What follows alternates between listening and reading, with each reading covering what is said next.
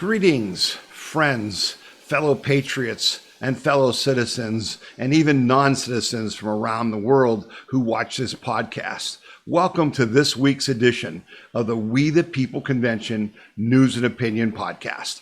My name is Tom Zawistowski, and I'm the host of this podcast. I'm also the president of the We the People Convention organization, which is responsible for funding this podcast, as well as our website, our emails, our text messages, and our donations to other conservative groups around the nation.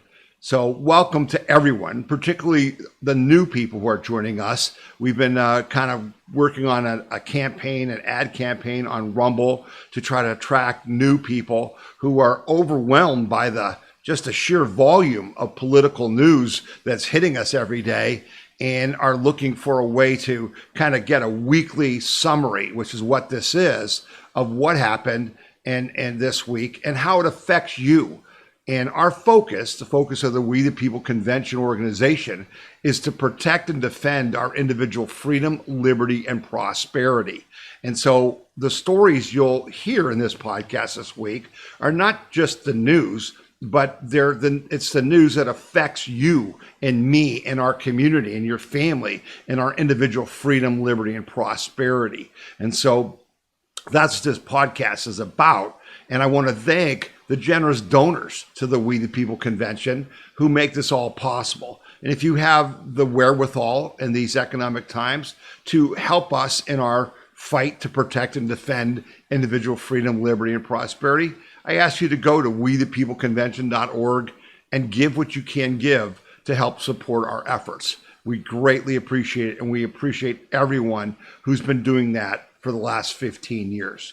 So, again, an incredibly busy week that, is just, it's so amazing what's going on. It's so the contrast between what we've seen historically and what you're seeing now is so stark, and nothing shows that more than the cabinet meeting that was broadcast live this week, where President Trump's individual cabinet members reported to we the people exactly what they are doing, what they're doing for you and I. And so we've put this on our website at wethepeopleconvention.org in the video section. We sent out a text message and an email saying it's must-watch TV. Because if we believe in government of the people, by the people, for the people, wouldn't you want to know what your government's doing? Let me just say flat out, never have I ever seen this kind of transparency. It's awesome. I mean, it started up, I didn't know what was going to happen. Nan had the TV on, I'm kind of working, and you just start watching and you can't stop because you've never seen anything like this.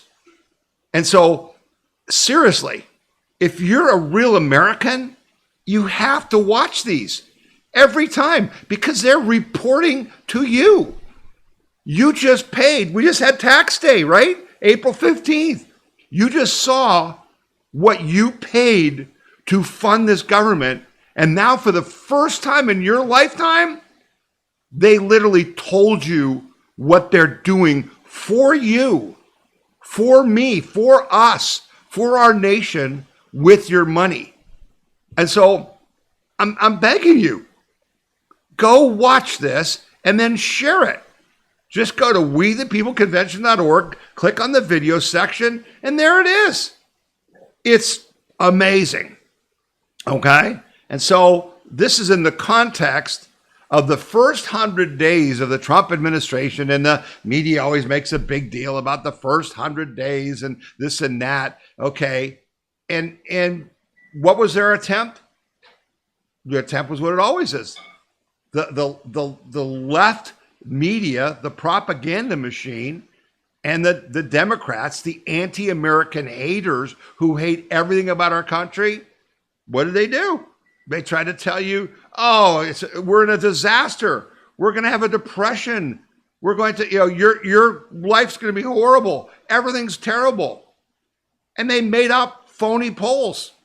that said, Chuck Schumer was on there saying, Donald Trump has the lowest approval rating of any president in 100 years.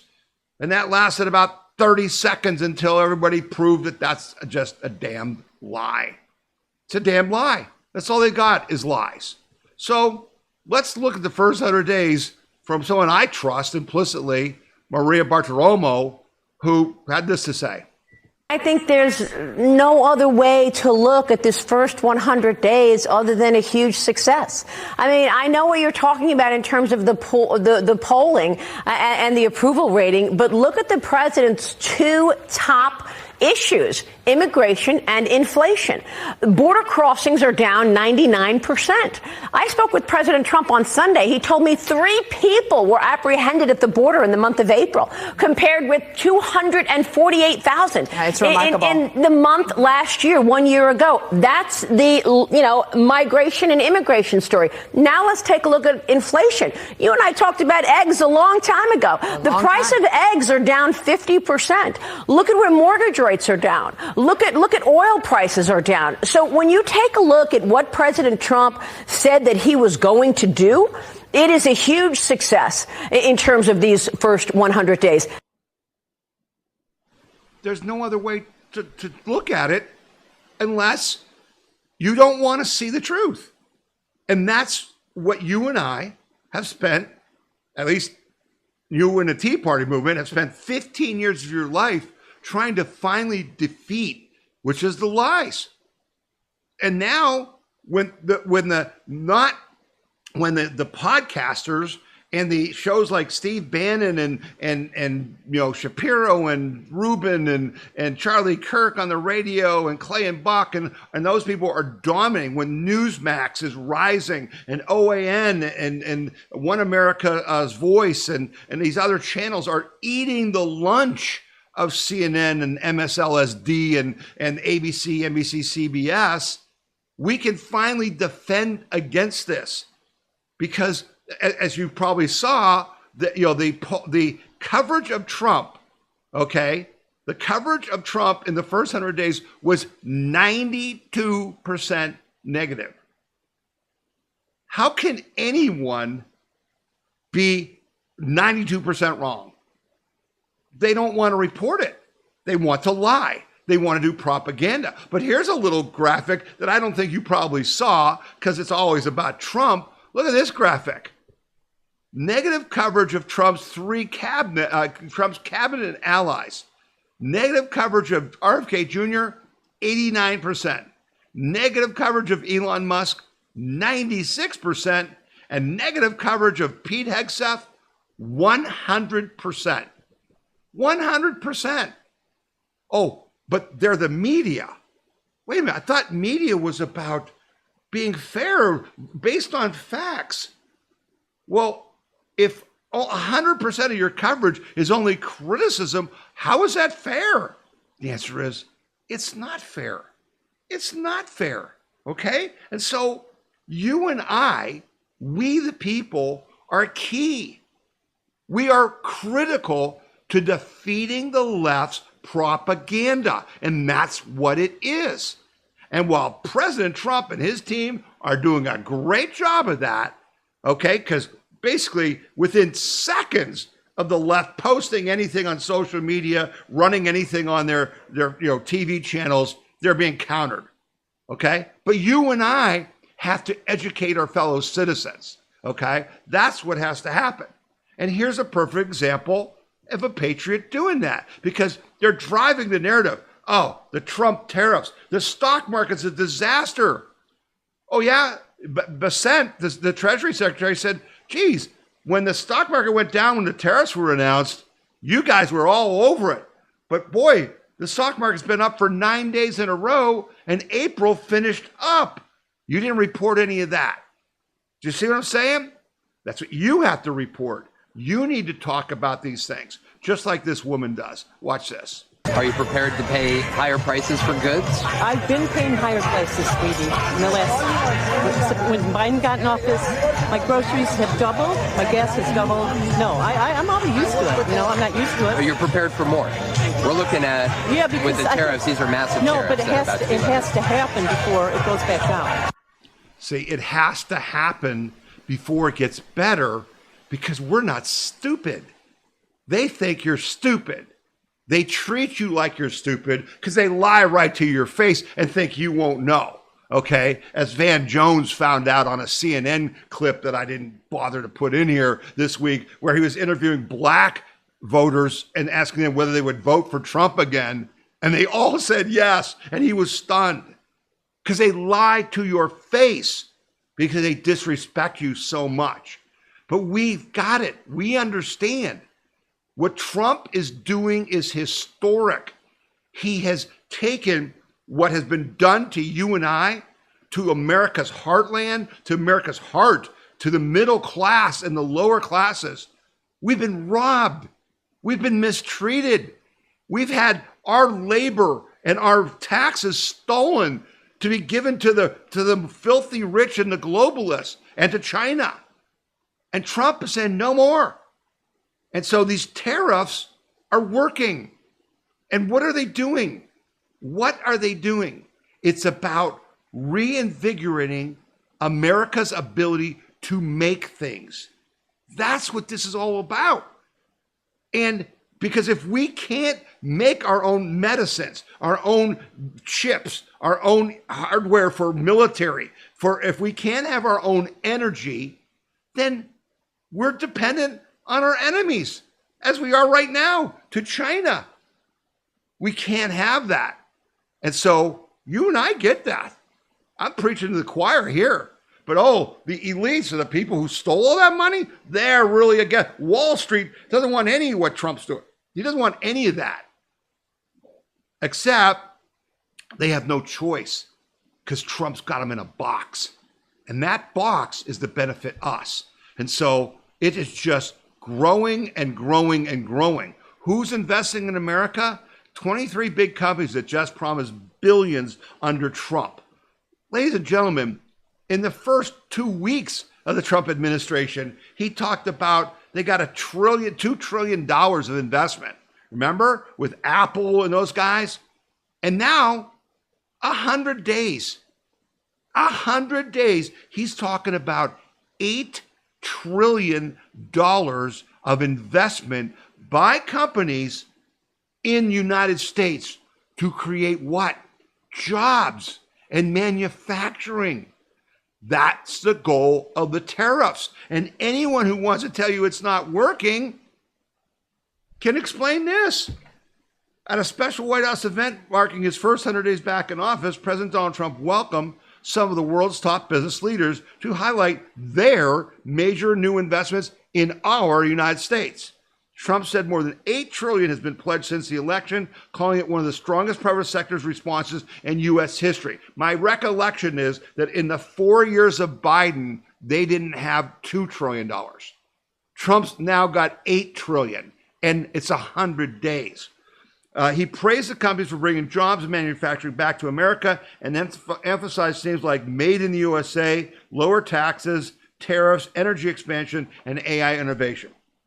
I'm not going to read them all. You can, this will be linked in the podcast page, but let me just give you a few. Hyundai investing $21 billion, including $5.8 billion in a new steel plant in Louisiana that'll create 1,500 jobs. CGM will spend $20 billion on ports, shipping, and logistics infrastructure, which we badly need.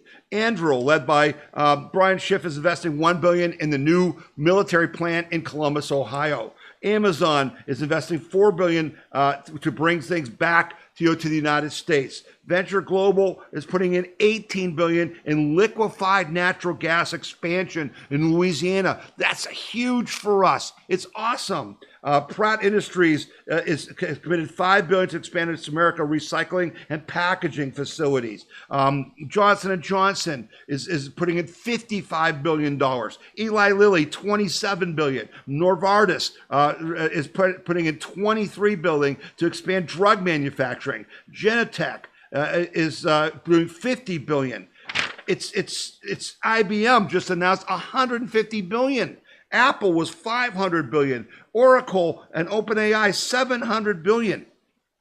This is real. These are real damn jobs. And quite frankly, folks, real good jobs that President Trump's tariffs are going to bring back here. That's the whole goal. And that's what, they don't want you to understand. But that woman that MSNBC interviewed, she gets it and you get it. But it's up to you and I to make sure all of our fellow citizens get it by sharing this podcast with them or using our chapters player to just share this segment with them. But you gotta help explain what this is all about, because there's gonna be some pain. There's gonna be maybe the stock market's up and down. Your pension may be fluctuating, but you don't care because you don't need it right now, okay? Let it play out. But there's the evidence that it's actually happening. And then Friday, more evidence. Jobs report beats expectations for second straight month, indicating Trump economy remains strong, despite the fact that the media, quote unquote, is telling you it's a disaster. The GDP went down 0.1%, and that's they hung their hat on that, oh, Trump's in trouble. It's ridiculous. You can't listen to them. Here's the facts. The U.S. added 177,000 jobs this April, beating employment forecasts for a second consecutive month. They had predicted 139,000, and it was actually 177,000. Notably, April saw significant job growth across several key economic sectors, with construction employment increasing for the third straight month. The transportation and warehousing, leisure and hospitality, and private education and health service industries also saw significant employment growth, okay? But here's a figure that you need to share. Socialism, communism is about government owns everything. That's what China is. What the communist Democrat left, Hillary Clinton, Barack Obama, OAC, Joe Biden, all these people, they want to be your rulers. It's all about the state, right? We're about individual freedom, liberty, and prosperity and personal accountability. They're about taking care of you by controlling you. They're about the state. Under Joe Biden, all the jobs growth was government workers, right? Here's the statistic you got to understand. There's two things. It was government jobs and illegals. Illegals were getting all the jobs. Real Americans were losing jobs while illegal immigrants were flooding the country and taking our jobs. You know what this jobs report is talking about? That's really good. Since Trump's come in, 1.2 million American citizens have gotten jobs, and 450,000 illegals have lost jobs. America first isn't a saying. It's a goal. It's what we use every day to decide what we're doing. What they did with the OAC and Chuck Schumer and Hakeem Jeffries and all these other lunatics, it's not you first. It's MS-13 first. It's Hamas first, right? That's what the problem is. That's what we're fixing. And there's your proof. The jobs report is nothing compared to what it's going to be, let me tell you. But it ain't bad. So when I said the tariffs are working, we talked about this at the beginning of the tariffs. The goal is China. The goal is to stop China's growth by giving them all of our money in trade deficits and to isolate them in the world. So now there's all these trade deals, and I think you're going to hear some real announcements from like India and some other countries, maybe even this week, that are going to just blow things away. Just because no matter what, with Trump's tariffs, we're going to be better off no matter what. That's they don't want you to know. Because if our companies that make products now can't sell them in certain countries, but now after the tariffs they can, how is that not going to create jobs in the U.S., right? And so the key is that all these countries know they want to sell stuff here, and Trump's going to make them pay by doing the tariffs. right? Equal tariffs and then some price for you to come here to the biggest consumer market on the planet. That isolates China. And everyone said, oh, this is not going to work. America's going to be really upset when they can't buy their goods on Amazon that are made in China and all that. And those product prices are going to go up. But the whole goal is to squeeze China. And it's working. And here's your proof. China erupts. Furious workers riot at factories, collapse under Trump's tariff. The factories in China are literally collapsing. Outside an LED light manufacturing plant near Shanghai, thousands of unpaid workers shouted furiously at company managers over wages they haven't been paid since January. In central China's Dao County, a similar scene unfolded outside a sporting goods store after the company abruptly shut down last week without paying employees. In northeastern city of Taglio, construction workers climbed onto rooftops and threatened to jump if their wages were not paid. The wave of unrest follows a brutal plunge in China's export orders, not their lowest since the COVID lockdowns. Goldman Sachs estimates up to 16 million Chinese jobs could vanish as Trump's tariffs bite deeper into the regime's weak underbelly. Okay? This is how bad it is. The number of canceled ships from Asia to the U.S. has significantly increased due to tariffs deterring the importation of cheap Chinese goods to the U.S. Asian exports to the United States have dropped due to high tariffs on foreign goods, particularly from China, leading to increased blank sailings on the Trans-Pacific shipping route. The shipping cancellations have escalated from 60,000 containers canceled in late March to 367,800 containers canceled in April. Those are containers, those big, tractor trailer containers that are loaded on these ships by the thousands are full of goods. 367,000 of them didn't come here. Someone in China makes that. They're not getting paid. They're shutting down. And China is in serious trouble. Okay? So what happens? I reported last week, and now it's more official. China says, remember, they denied this, but China says it's evaluating the possibility of trade talks with the U.S. You think so? You think so? They have no choice. Trump is brilliant. He's playing 4D chess, and that theme will carry out through this podcast and other examples. But here's the bottom line. We must bring jobs back to the U.S. The tariffs are doing that. I just showed you the list of companies doing it, okay? And at the end of the podcast, we're going to talk about small businesses doing that. And now China is getting the message. Now, I had a conversation with a good friend of the program this week, and he says, man, he's worried about war with China because, now if there's riots and stuff, what's she going to do? He's going to attack Taiwan and start a war? And I brought up this really important point for all of you to share. Here's their problem. All those factories and businesses are owned by members of the Chinese Communist Party.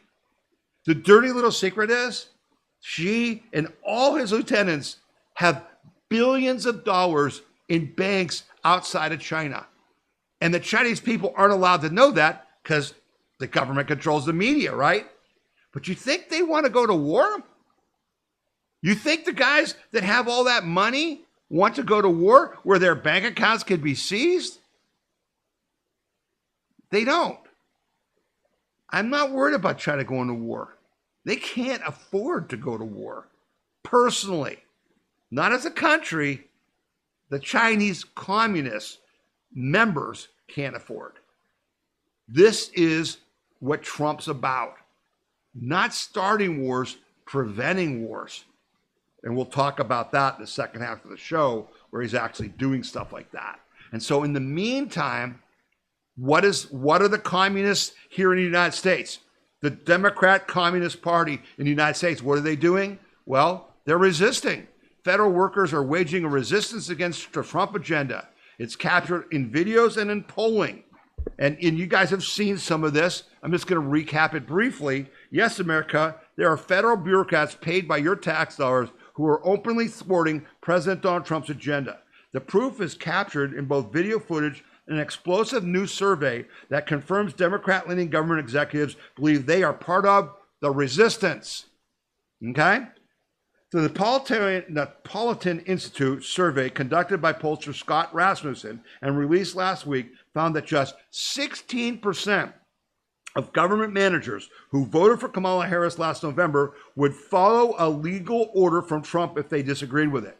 If they disagreed with it, could you imagine being at your job and your boss says, we need you to do this, and you just don't do it because you disagree with it?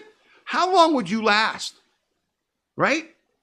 And this is the next part. And 76% of federal government managers who voted for Harris declared they will resist the Trump administration.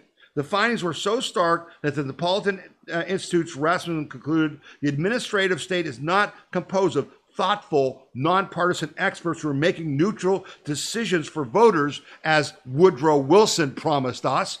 The deep partisan divide within the federal bureaucracy and the shifting public opinion presents significant challenges for the current administration and basically requires the kind of actions that we're taking. You can read the full report entitled The Resistance, the First 100 Days. Here, there's a link, and I'll have this story on the podcast page link so you can do that. The question is, how do we address this as a nation?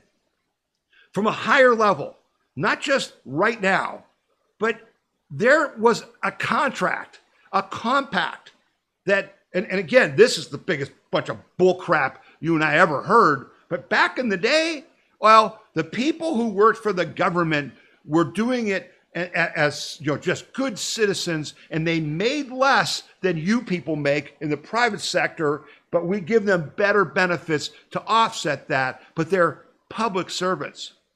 These people aren't public servants.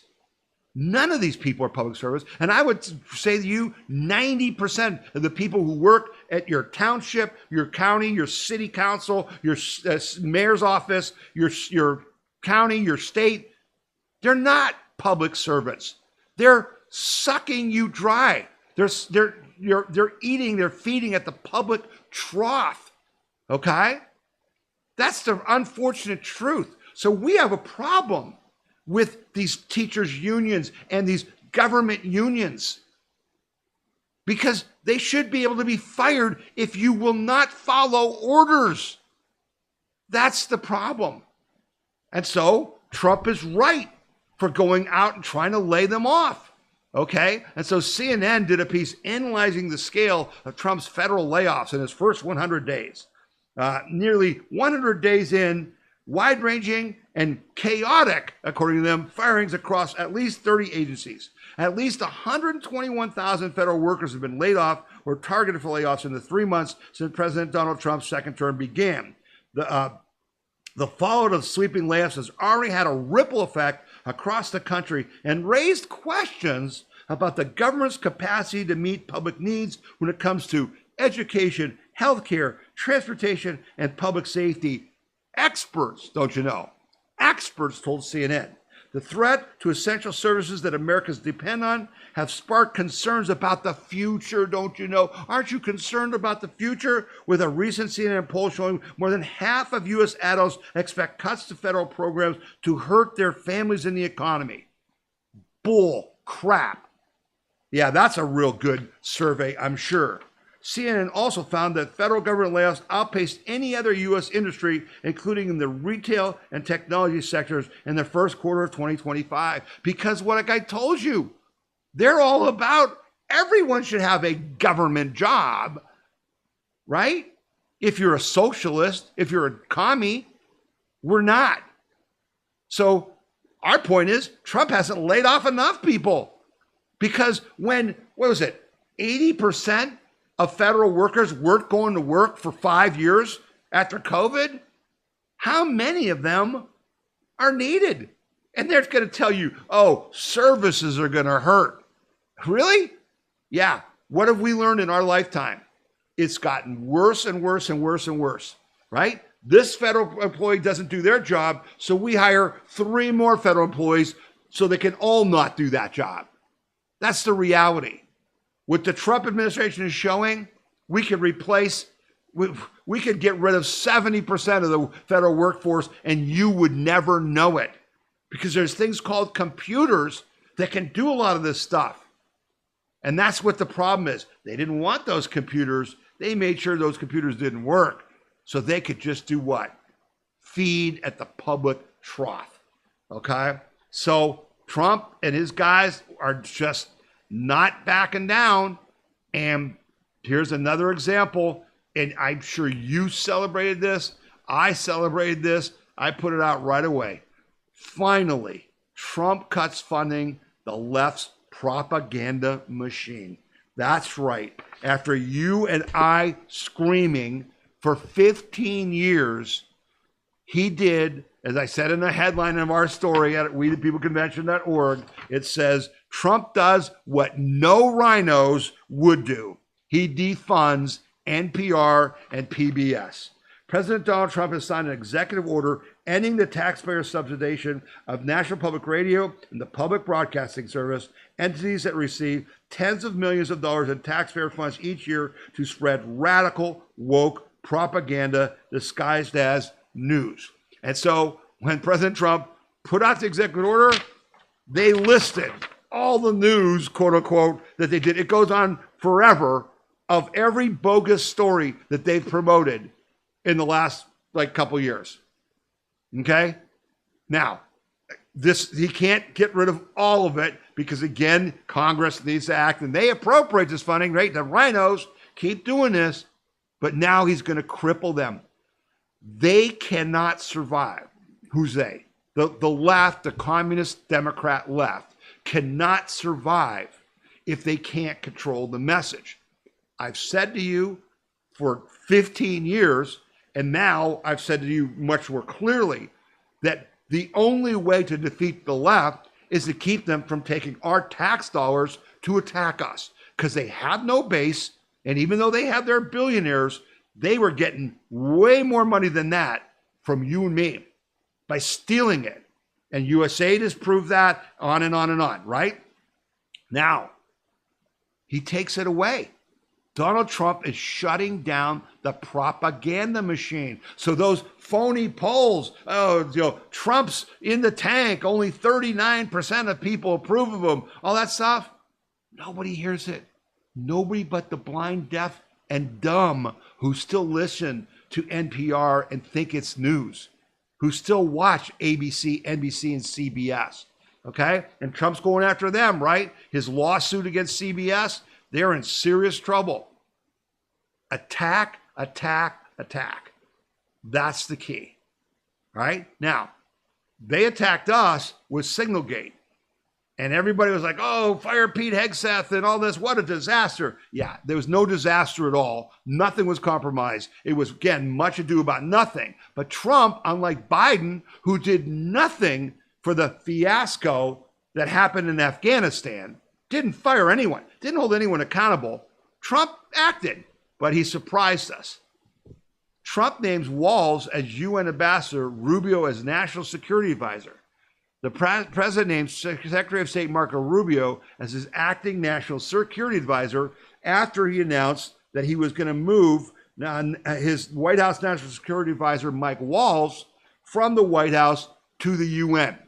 Now, when that news broke, it was kind of not clear what was going on. The rumor came out, Waltz is out. But we thought he was going to be fired because Signalgate, he was the one that put the Atlantic reporter on the text stream and on the calls, okay? But Trump said no. He said, we're just going to make a move. In Truth Social Post on May 1st, Trump wrote that Waltz had worked hard to put our nation's interests first. I know he will do the same in his new role. In the interim, Secretary of State Marco Rubio will serve as National Security Advisor while continuing his strong leadership in the State Department. Together, we will continue to fight tirelessly to make America and the world safe again. In response, Waltz wrote on X that he's deeply honored to continue his service to President Trump and our great nation. Rubio, having both the roles of National Security Advisor and Secretary of State, is not unprecedented. In 1970s, under President Richard Nixon and Gerald Ford, Henry Kissinger served as both Secretary of State and National Security Advisor.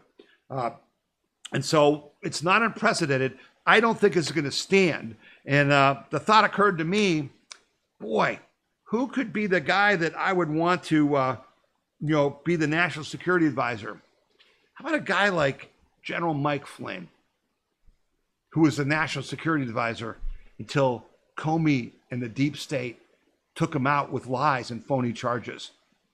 Wouldn't that be something to see Mike Flynn come back in that role?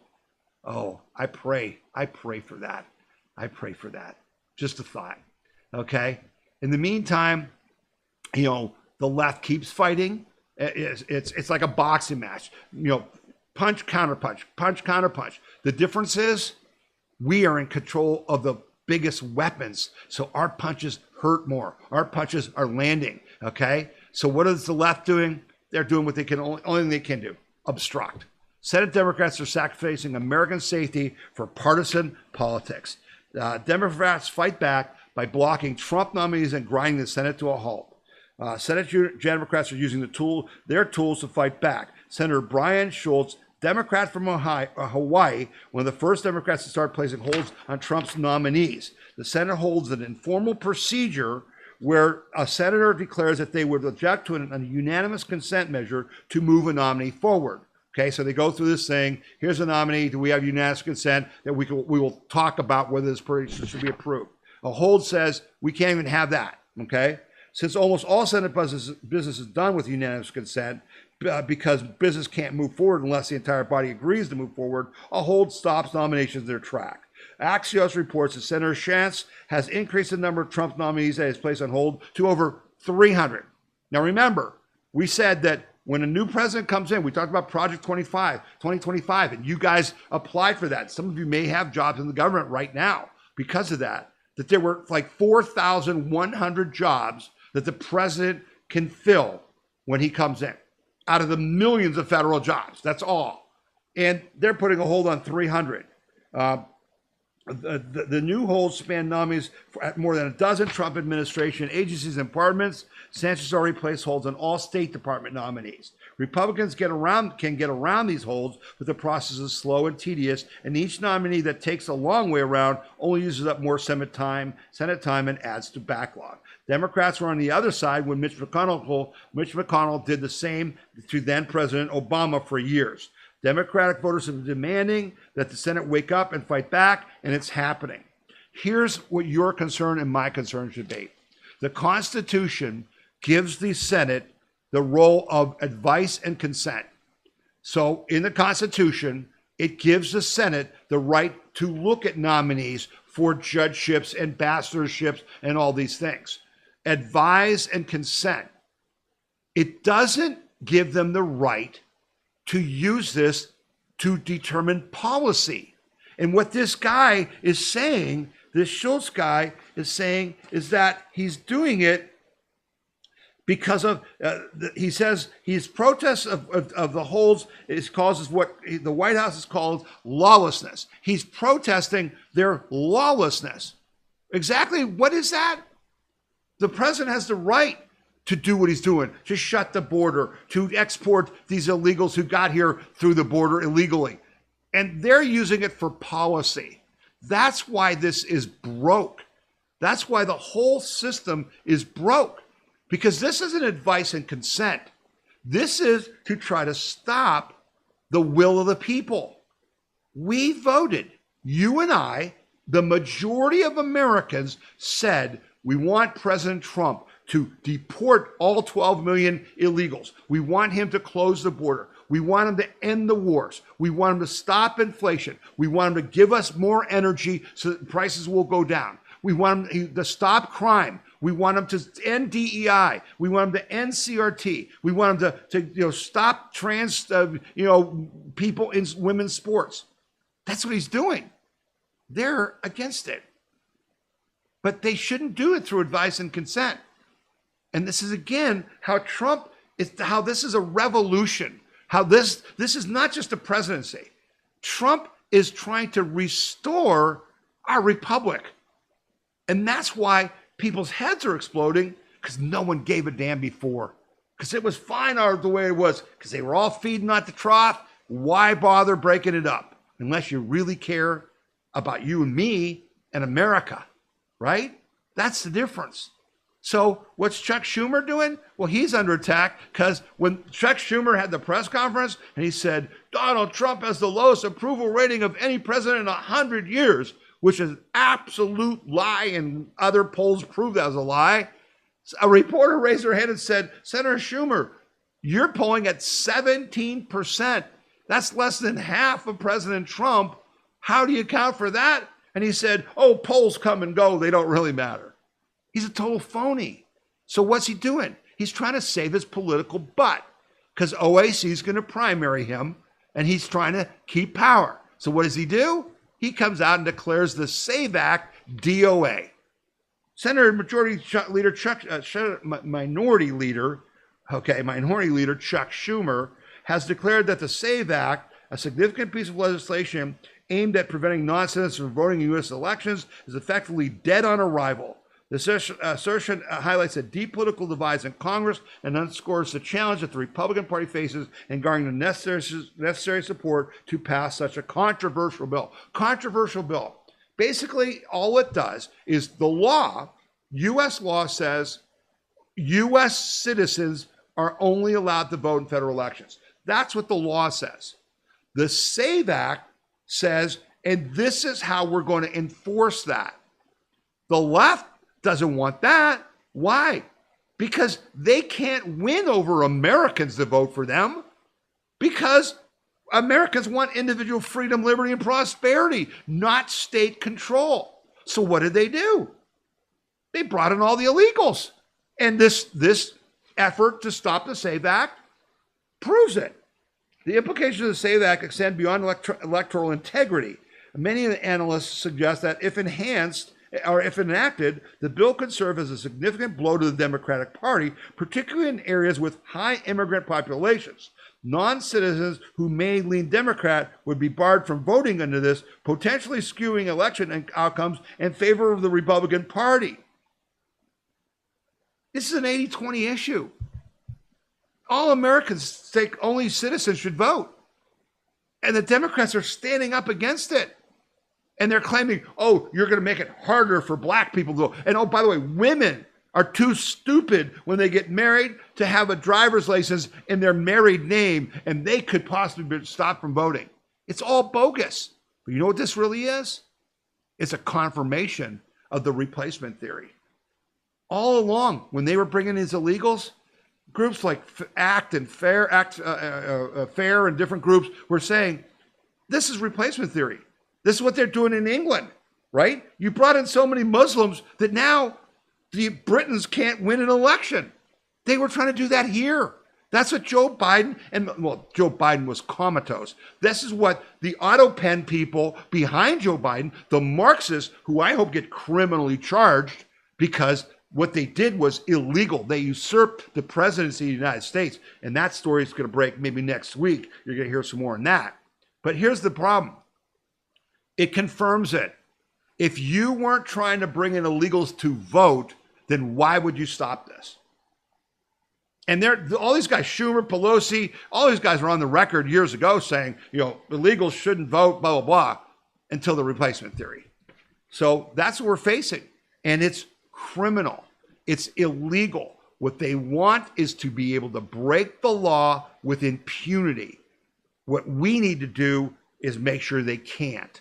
And that's what the fight's really all about. So as far as illegals go, Trump just keeps bringing the hammer. We talked about, taking them off of Social Security, taking them off of food stamps, all this stuff. Here's the next blow that gets delivered. Trump's Labor Department to revoke federal funds from states giving unemployment benefits to illegals. President Donald Trump's Labor Department is vowing to revoke federal grant money from states that willfully give unemployment benefits to illegal aliens. In a letter to the states, Labor Secretary Lori Chavez DeRemer makes clear that her office will carry out Trump's executive order titled Preventing Illegal Aliens from Obtaining Social Security Act Benefits and Ending Taxpayer Subsidization of Open Borders. It is critical that we ensure American tax dollars do not go towards encouraging or rewarding illegal immigration. That was the whole point. That was the carrot. Come to the United States and you get a free ride. Here's money. Here's a card with money in it. We're going to put you up in luxury hotels in New York. It's over. It's over. In particular, the labor secretary said unemployment benefits are for Americans, not aliens, and states willfully giving such benefits to illegals, aliens risks having their federal grant money revoked. Okay, and that's what it's all about. It's about making sure that our tax dollars are for Americans, not for illegals. What did the left do? Completely opposite. And then they want to say that Trump is a dictator. Trump is the one that's destroying our country. It's just wrong. Next hit, another punch in the face.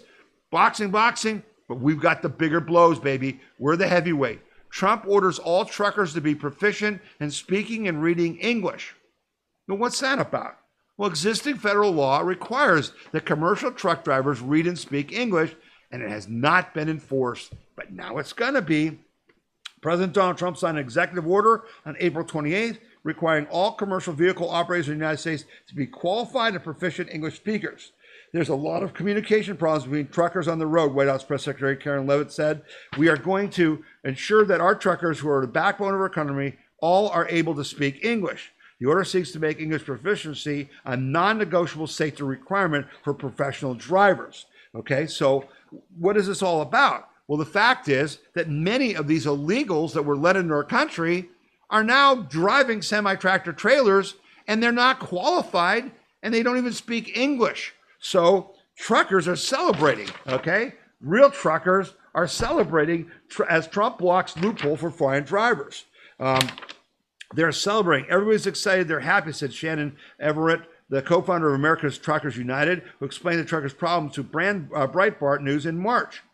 In 2016, President Barack Obama, his deputies told highway inspectors to stop pulling licenses from drivers who cannot speak English. That issue ballooned under President Joe Biden when many thousands of legalized migrants, and B-1 visa visitors got commercial driver's license via lax rules in California and other states. A prominent trucking insurance executive told me that he estimates more than 40% of the truck drivers in the U.S. are first-generation immigrants, and said that 10% of the total truck driver population does not speak English proficiently.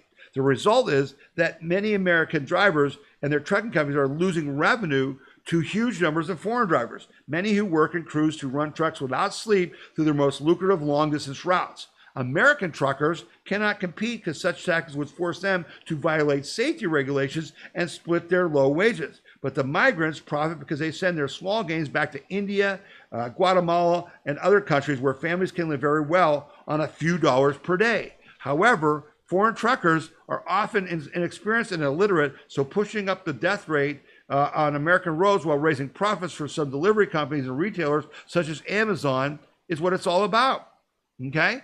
So again, they will return to their countries when they don't have jobs here. They are taking jobs from Americans. And don't listen to this lie that Americans won't do those jobs. For the right money, Americans will do any job. Watch Mike Rowe's Dirty Jobs if you don't believe that, because that's the truth. And it doesn't even take that much money for them to do some jobs that you and I probably would never do. Okay? So that's, again, another big thing. I was personally very excited about when Trump named Harmit Dillon to be the head of the Civil Rights Division of the DOJ. Okay? And they are remaking the DOJ, and the left is losing their mind because Barack Obama and Eric Holder, more than anyone, from the beginning, the Civil Rights Department of the DOJ has been corrupt. It has been used to discriminate. It has been used by the left, okay, because you could never criticize them because they're protecting black people, right? And Eric Holder actually said when he was Attorney General that white people cannot claim racism because we're in the majority. All the while they were discriminating against us. The DOJ is a POS. It should be disbanded. But what's happening now is pretty good because they're turning it to serve all Americans. The Trump administration has shifted staff and undertaken a series of policy changes at the Department of Justice Civil Rights Division that current and former staff say strike at the heart of its mission. Justice Department leadership in recent weeks directed attorneys to focus on priorities laid out in executive orders for President Trump, such as keeping men out of women's sports and eradicating anti-Christian bias. The people at the DOJ Civil Rights Division hate Christians, are pushing these radical agendas. NBC News and other outlets are breathlessly reporting that Trump's team, led by Assistant Attorney General Harmeet Dillon, has reoriented the Civil Rights Division to focus on issues like keeping, people out of sports and all that stuff.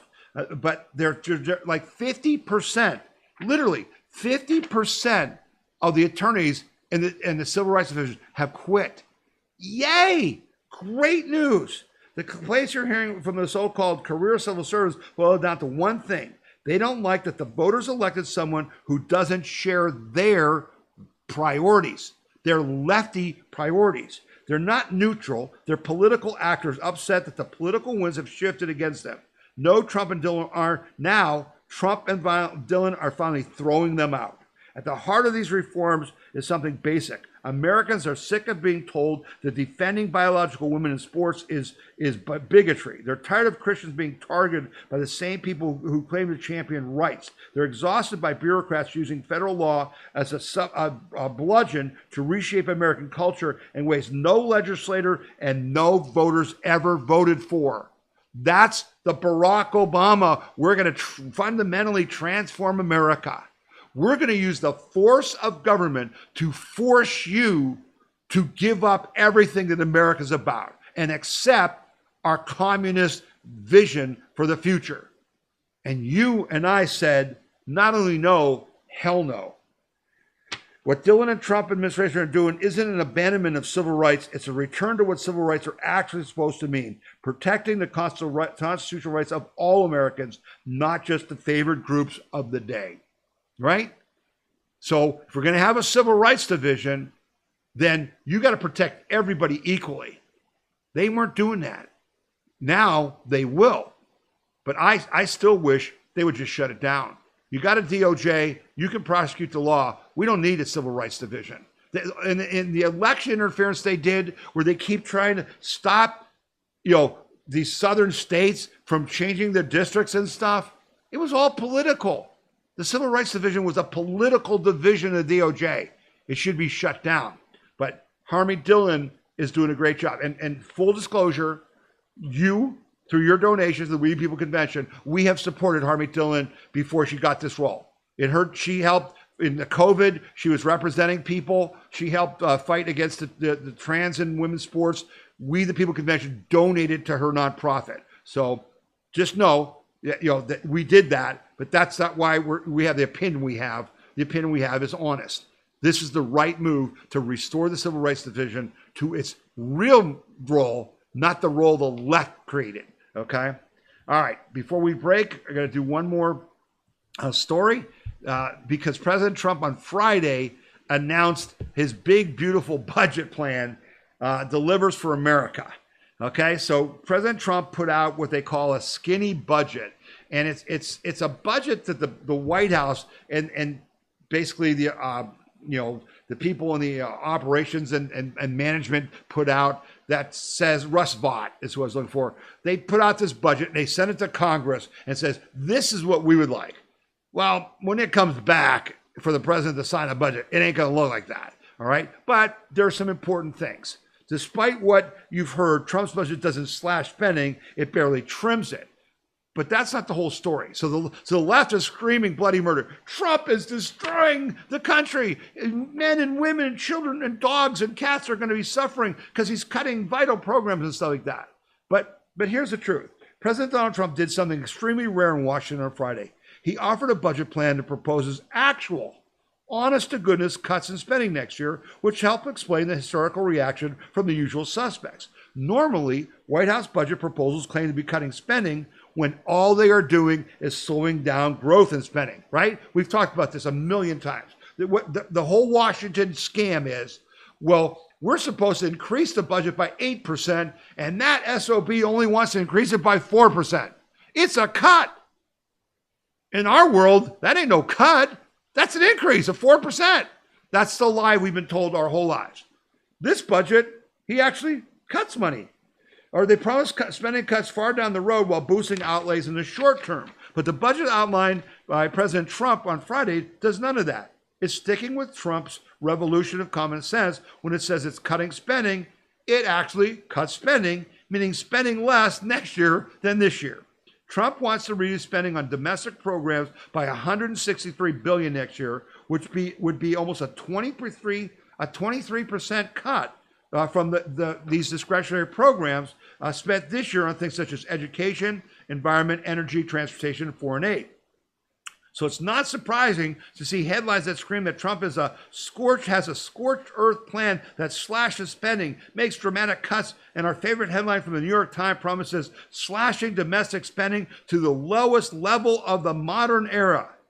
It's just not true. Again, they're propagandists. They're liars. There are real cuts, but there aren't the cuts you and I know we need. In 2019, the government spent $661 billion on domestic programs. That shot up to $1.1 trillion the next year and stayed above $900 billion a year since. Trump's proposals bring spending down to $679 billion. True, after inflation, that's still a real cut in spending, but hardly constitutes slashing and burning the federal government. So this is kind of that plan that lots of people in Congress talked about of returning to pre-COVID levels. That's kind of what he's doing. But again, this doesn't include Medicare, Social Security, any of that, which the left keeps saying, they're going to cut your Medicaid, they're going to cut your Social Security. There's none of that in Trump's budget. It says here there's the fact that spending on domestic program accounts for only 13% of all spending. Spending on so-called mandatory programs like Social Security, Medicare, Medicaid, Obamacare, welfare, and the like eat up 60% of all the spending. And the $163 billion in spending cuts, they are against a deficit that is expected to be around $2 trillion. This is the problem that we face. This budget does cut real things, but then Trump wants the money to go to defense. And in his budget, the defense budget goes from like $839 billion to $1.1 trillion. I think that's wrong. I know why he's doing it. We've got big problems in defense, right? And we'll talk about that in the next half of the show. And he's trying to fix that.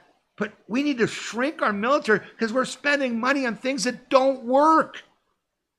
But there's a time and place for that, I guess. Okay? And what Trump's going to do and Russ Vought's going to do and Bassett and all these guys, they're going to try to bring in money from tariffs, which is going to be about $150 billion.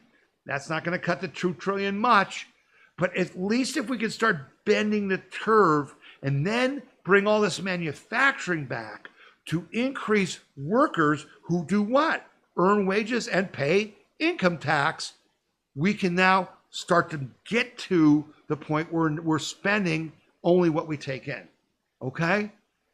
It's not great, but this is a big mess, and it's going to take time to work out of it. But at least President Trump's budget actually cuts things and things you would want cut. Okay? So, and it's not going to be that when it comes back from Congress, but at least you can see that President Trump is keeping his promises with real cuts. Okay? All right. So we're going to wrap up the first part of the show.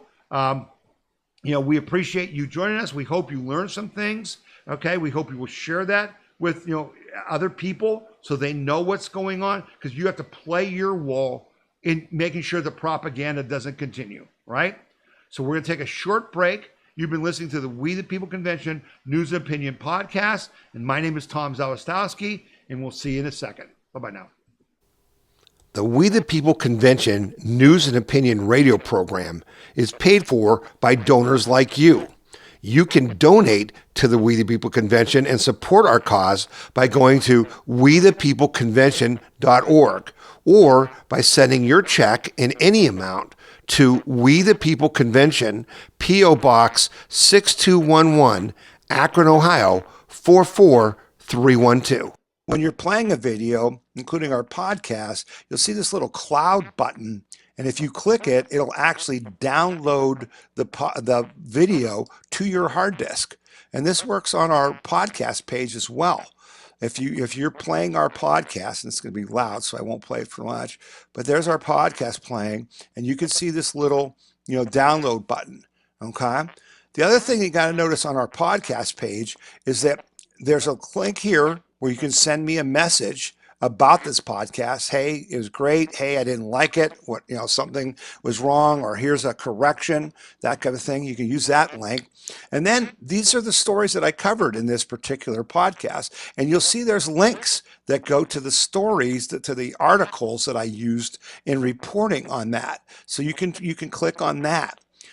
You'll also see that you can sign up for our emails and text messages, but you can also watch our podcast on Roku TV and on Amazon Fire TV. And these are the instructions for doing that. So this is all on our podcast page, right on the front page where the yellow button was. So if you click there, this is our podcast page. These are the instructions for watching on Roku TV or Amazon Fire. And I watch our podcast on TV. It just feels more comfortable. So you can do that. We're also on Rumble. If you go to Rumble, you should join Rumble. And it's Tom Z at WTPC. You'll see our podcast there. So you can get us a lot of different ways, including on Apple iTunes. And then this is an audio version of our podcast. If you click here, it'll just play the audio of the podcast. It will not, show you the video. So people can, listen to that while they're jogging or, working out, working in the yard, or just relaxing and just want to listen to the audio and not watch the video.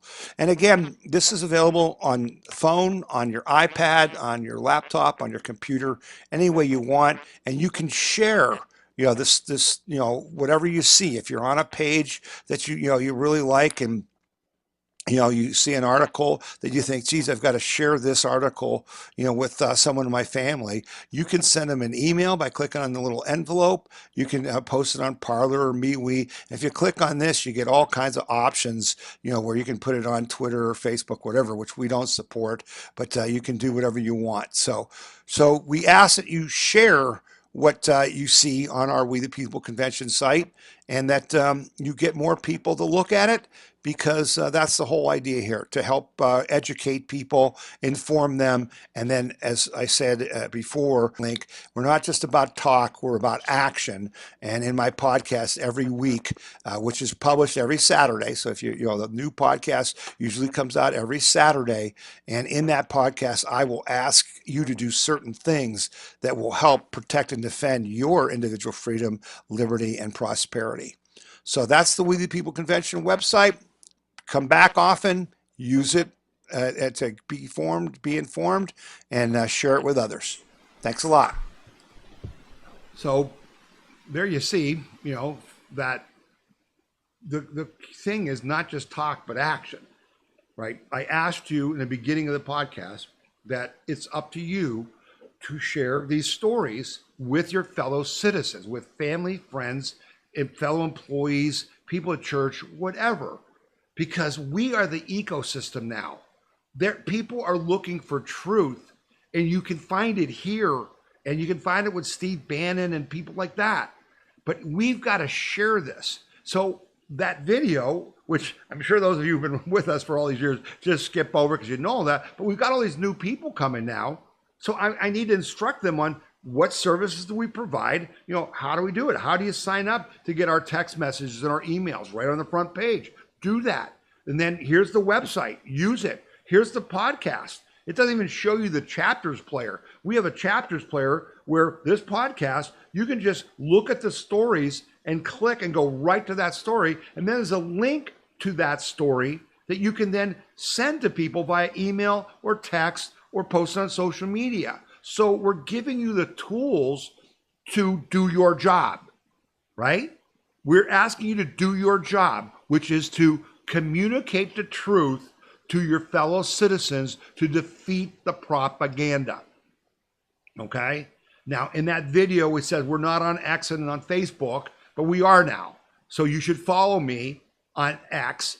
And if you don't have an X account, just go to x.com, put in an email address, you'll get an account, and then search on Tom Z WTPC. TOMZ WTPC.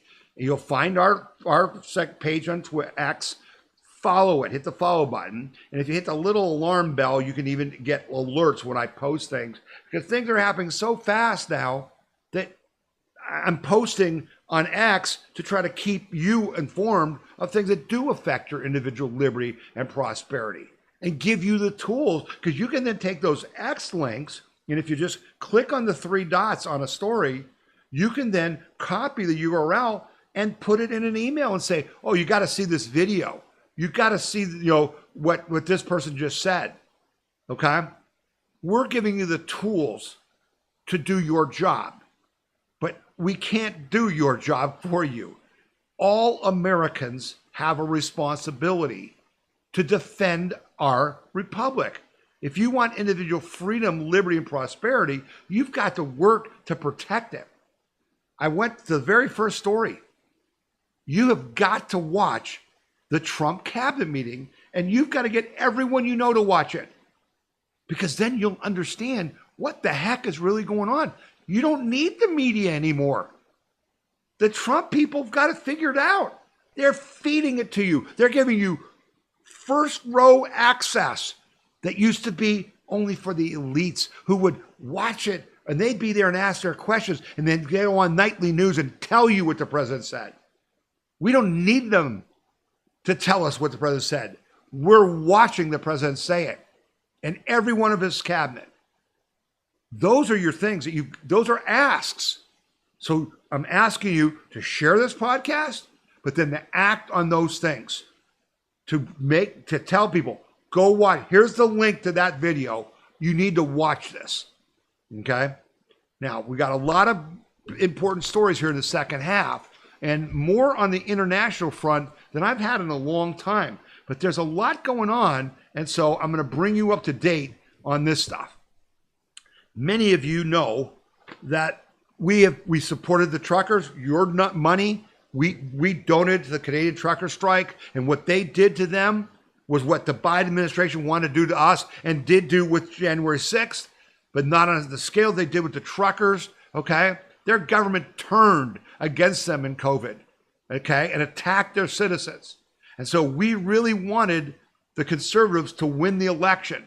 And I was concerned because President Trump basically handed the election with his talk of Canada being the 51st state and all that to the lefties. Here's Carney. Carney wins Canadian election. They're done. This is death to Canada. Literally. Because this guy is going to not only double down on what Trudeau did, he's going to quadruple down. This guy believes in net zero, even though England just published a report saying that net zero will destroy a country's economy. Within 24 hours after his election, he's talking about not allowing Alberta, which has all these oil and gas, fracking and sands, oil sands and stuff like that they're not going to let them do it. And they may leave Canada. Canada could literally break up. So I was really concerned. I couldn't understand what Trump was doing. And there's a website that I follow and you should follow. And I link to them in our podcast pages fairly often, called Conservative Treehouse. And this guy always has a different take. And a lot of times he's got an inside lane. And so he wrote this story and I was like, oh, now I get it. How the NAFTA USMCA 2025 review underpins President Trump's remarks on Canada. What's going on here? To understand President Trump's position on Canada, you have to go back to the 2016 election and President Trump's position on NAFTA renegotiation. If you did not follow the subsequent USMCA process, this might be an aha moment you need to understand in Trump's presidency. Now, understand that when Trump he got rid of NAFTA, which gutted our companies, okay? And we were getting misused. And this is his first foray into the whole tariff thing was USMCA. Trump didn't like the trilateral trade agreement. President Trump would rather have two separate bilateral agreements, one with Mexico and one for Canada.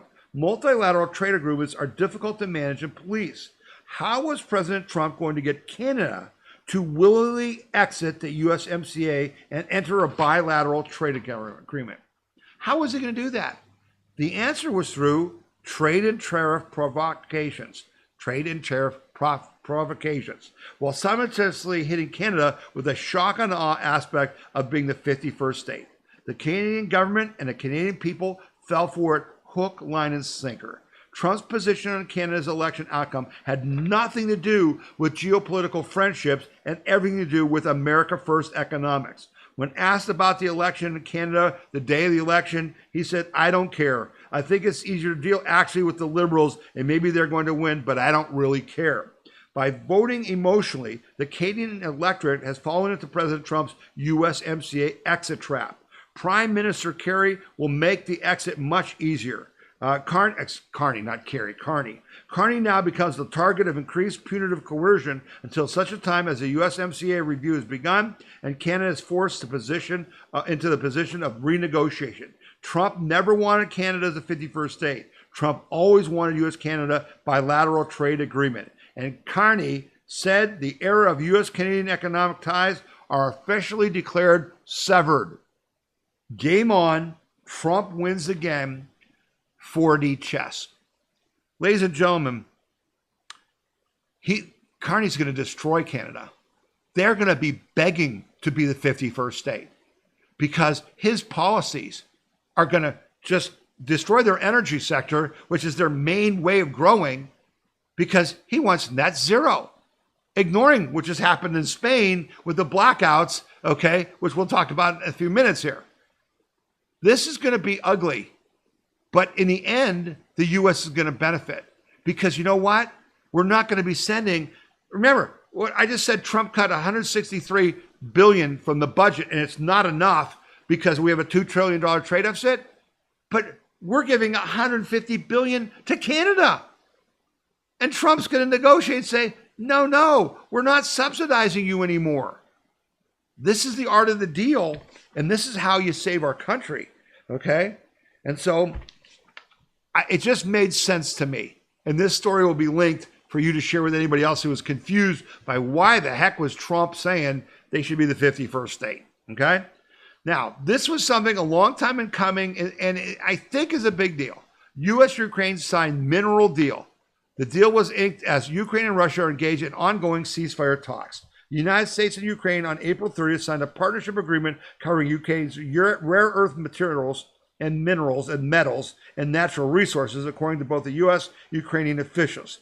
This agreement clearly signals to Russia that the Trump administration is committed to a peace process centered on a free, sovereign, and prosperous Ukraine over the long term, Treasury Secretary Scott Bessent said in a statement. And to be clear, no state or person who financed or supplied the Russian war machine would be allowed to benefit from the reconstruction of Ukraine. So the question is, now what this does, what Trump's plan was, is that we don't want to put troops in Ukraine. We don't want to defend Ukraine from Russia. But if we have miners there, if we have American-owned companies mining in Ukraine, that Russia would be much less likely to attack Ukraine and provoke a U.S. response. Don't know if that's true or not, but that's what Trump's doing. What it also does is push pressure on Putin to come to the table, because now this deal signing shows that Ukraine has moved towards that. I don't know if it's going to happen. We're not sending them any more military aid and stuff. Europe's having to pick that up. We're not to a point of a peace deal in Ukraine, but this was important and was an achievement by President Trump, and we'll see how it goes from here. What was more surprising to me, which there was almost no coverage of this, I sent it out to you as a text and an email, but Iranian peace talks showing real progress using economic cooperation. What? All we've heard is Trump saying, you got to get rid of your nukes or we're going to bomb you. Israel's, clamoring for this. Steve Bannon keeps saying the war hawks want us to have war with Iran, and he's trying to fight that. And then this comes out. As countries around the world try to bargain with U.S. President Donald Trump over tariffs, long-term adversary Iran is pitching its sanctioned economy to him as an investment opportunity. With talks between Iran and the U.S. over the Islamic Republic's atomic activity showing signs of progress, top Iranian officials are for the first time in decades overtly promoting their economy to the White House to secure a lasting and more effective nuclear accord. If Trump wants a deal that's better for the U.S. than the one he jettisoned in 2018, the Iranians want the same for Iran.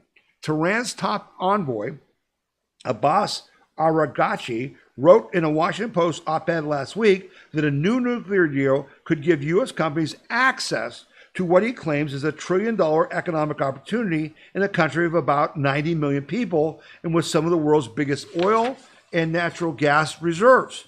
Saying there's a $1 trillion opportunity as opposed to a $1 trillion disastrous war is a way to hook President Trump into a deal, said Eli Gramea, head of the Middle East and North African program of the European Council on Foreign Relations. It's a strategy that echoes Russia in its negotiations with the U.S. over ending the war in Ukraine. So that's kind of, again, the carrot and the stick. Russia's saying, we'll sell you rare earth materials. Don't do that from Ukraine. Transform the U.S.-Iranian relationship from one of hostility to one of economic cooperation could be a big ask, but has the potential to help resolve a conflict that's kept the Middle East security fragile for decades. Okay? Now, so nothing is straightforward. Nothing is, we're going from point A to point B. So in the meantime, there's a story that a U.S. aircraft carrier lost a fighter jet in the Red Sea. Okay? USS Harry S. Truman lost an FA-18E Super Hornet and a tow tractor overboard in the Red Sea on April 28th, possibly while evading the Houthis during a firing attack on the aircraft carrier. The carrier group. U.S. Navy stated the FA-18E was being towed in a hangar bay when the move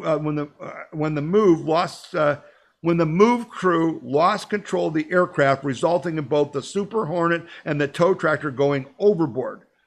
That plane cost $63 million, and it's at the bottom of the ocean. It fell off an aircraft carrier, which brings up the whole idea of was the aircraft carrier having to make a very rapid move to avoid a missile from the Houthis, who are funded by who? Iran. So Pete Hegseth comes out this week and says, Iran, we know what you're doing. We know everything. You're funding these attacks. And if they don't stop, which we're pounding the Houthis, okay, right now, we're attacking them almost daily, we're going to attack you. So you got the carrot of economics and the stick, carrot and stick, right? So we'll see how this plays out. I like the idea of economic cooperation with Iran. I like the idea of economic cooperation with anybody, including Russia, including China, because it's better to prevent war. But again, look what President Trump's having to do. It's just, we're talking Iran, we're talking, Russia and Ukraine, we're talking Israel, and it just keeps going. Now, there was some good news yesterday, this week, that I was happy to see concerning, because again, the fight we're in is not just here. We are fighting communism globally. And China has funded a bunch of this. The World Economic Forum, the WHO, all these people, all the climate commies, the anti-capitalist climate commies in France and Britain and Germany and all over, they're all communists. They want to rule over you, okay? And we're fighting that. But we can't just win here. We have to win overseas. And that's why the loss in Canada was worrisome to me. Because I don't want, the commies to be on our border, okay, through Canada. Which, again, Carney has direct connections to the Chinese. So did Trudeau. But I explained why I think Trump did that. But it was good to see what happened in England, because England's a mess. And so Nigel Farage, his Reform Party, surges in English elections as Labour stumbles and Conservatives crash. This is good news, folks. This is good news. The Reform Party, led by Nigel Farage, is making significant inroads at England's local elections, while governing Labour Party faces setbacks and the formerly governing Conservative Party suffers major losses. The votes continue to be tallied from England's local elections. Earlier results show Nigel Farage's Reform Party emerging as the most successful amidst significant losses for the establishment political parties. Reform, formerly known as the Brexit Party. Remember, Nigel Farage led England out of the EU, out of Brexit. And now they're called the Reform Party because they had to broaden their scope, okay? But they've got to bring back conservatism and fight back against the Muslim invasion that is taking over their country. And so this was a big deal that they won these elections. Although Farage's initial focus was Britain's withdrawal from the European Union, its rebranding as Reform has seen it take up on other issues such as cutting immigration, deporting illegal aliens, and ending economically damaging net zero climate policies, which we just talked about that Carney is full head on for Canada. The results indicate that Reform's strategy to evolve beyond a single issue platform is yielding dividends. While the votes are still being counted, the initial outcome suggests that the traditional dominance of the two major political parties has effectively been undermined, setting up the opportunity for Farage to take over control of the British government like 2 years down the road.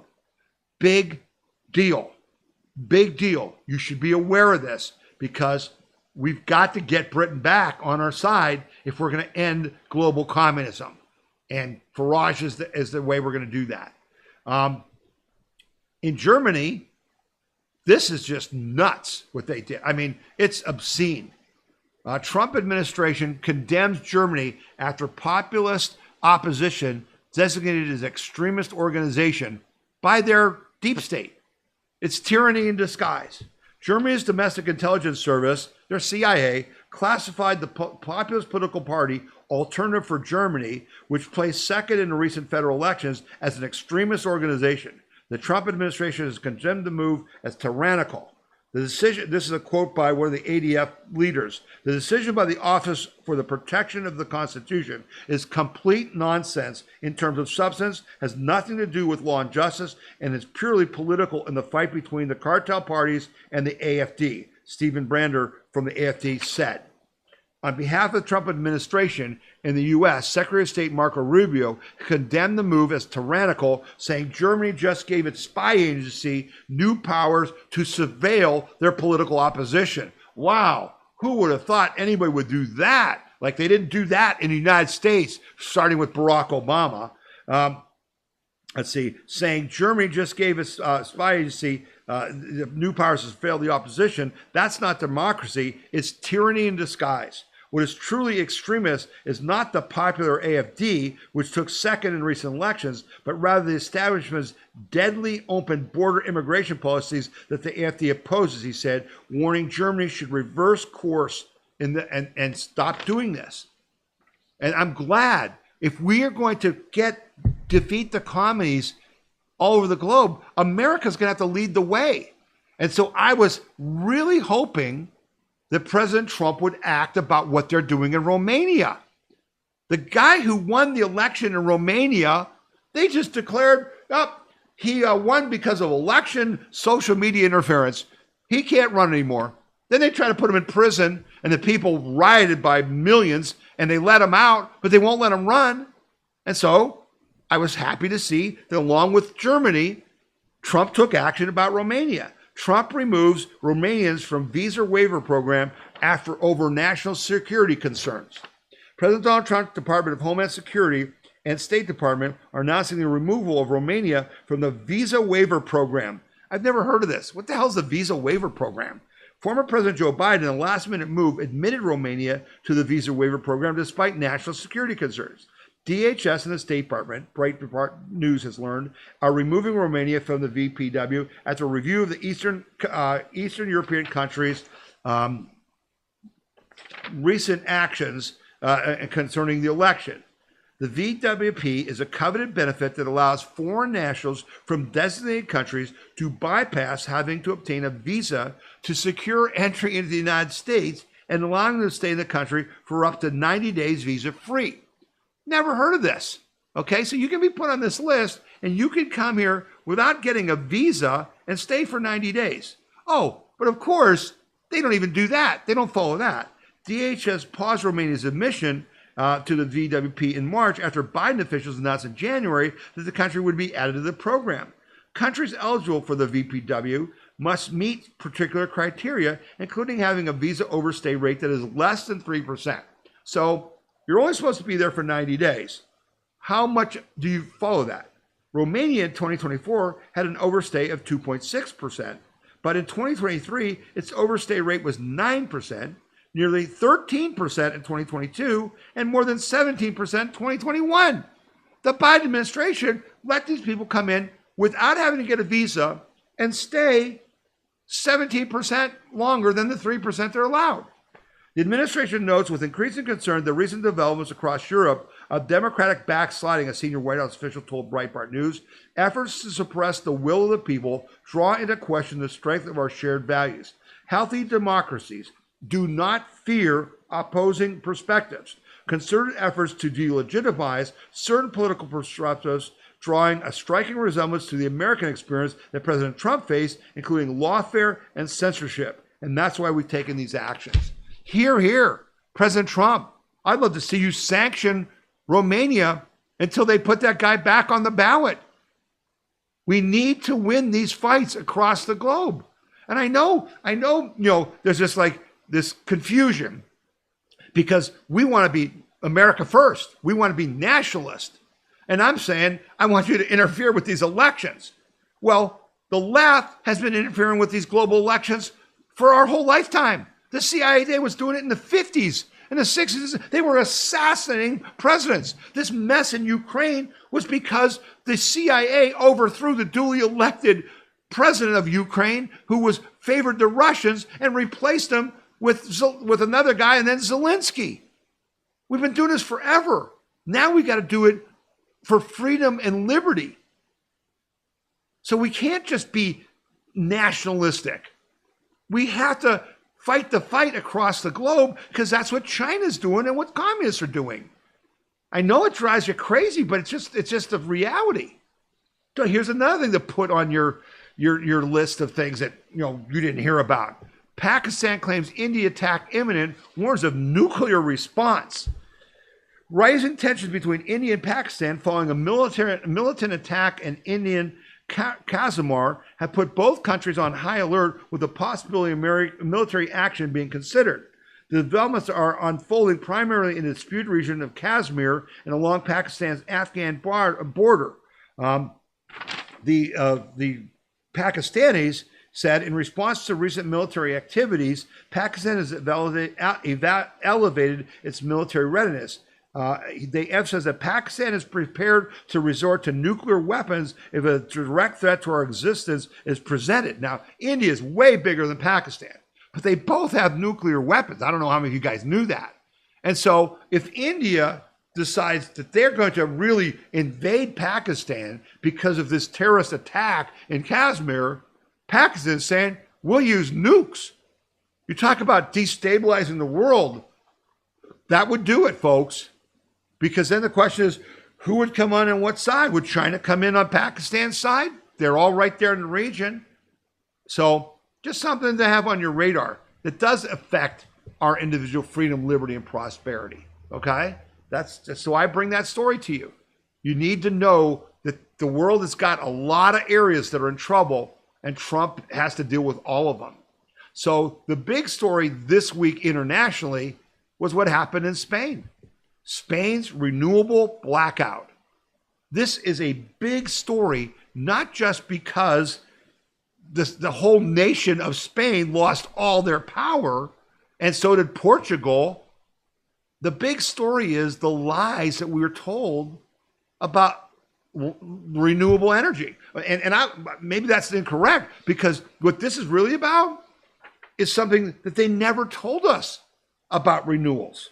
The Spanish government is lying about the blackouts, the major problem with renewables that they never told us about. I've never heard this before. And on our website at wethepeopleconvention.org, this story, I have a lot of information from Michael Schellenberger, who's really smart on the whole, renewable energy front.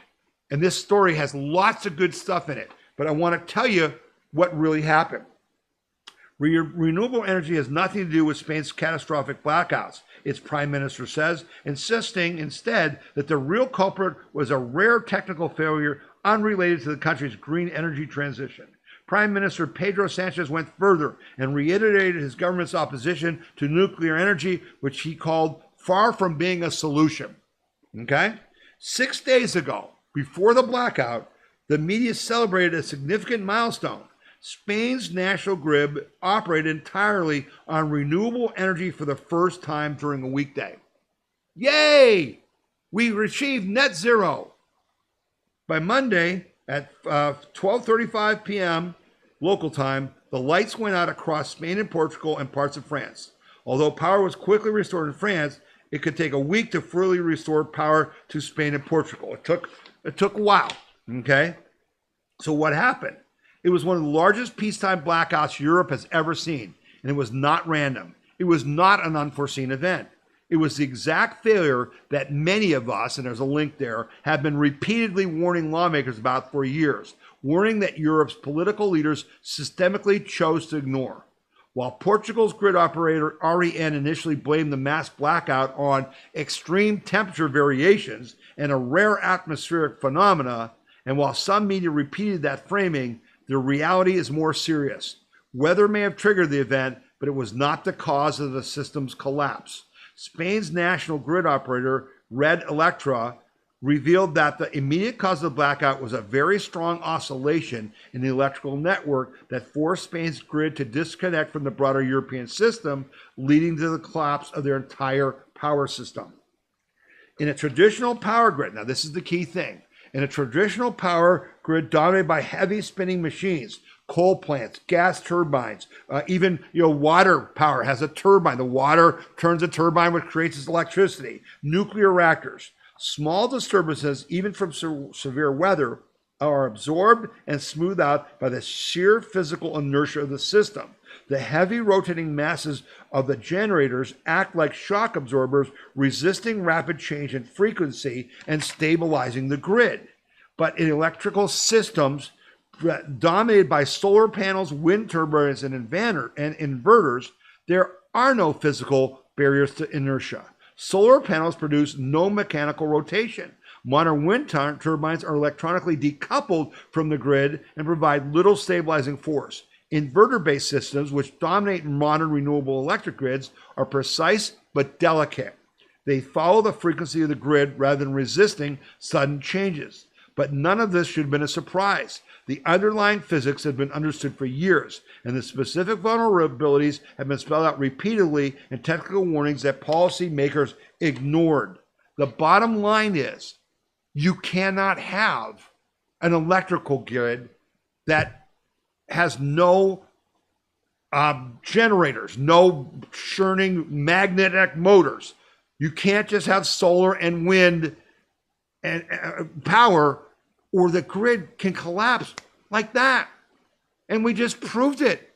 And yet, in Europe, they're literally passing laws to censor any discussion of this article that is on the We the People Convention news website. Okay? WeThePeopleConvention.org. You got to share that article. Because in Germany, in France, in the EU, they're actually criminalizing you saying that the grid collapsed because the renewables can't handle it. They call that misinformation, disinformation. So what does that mean if you're in Germany? It means economic destruction.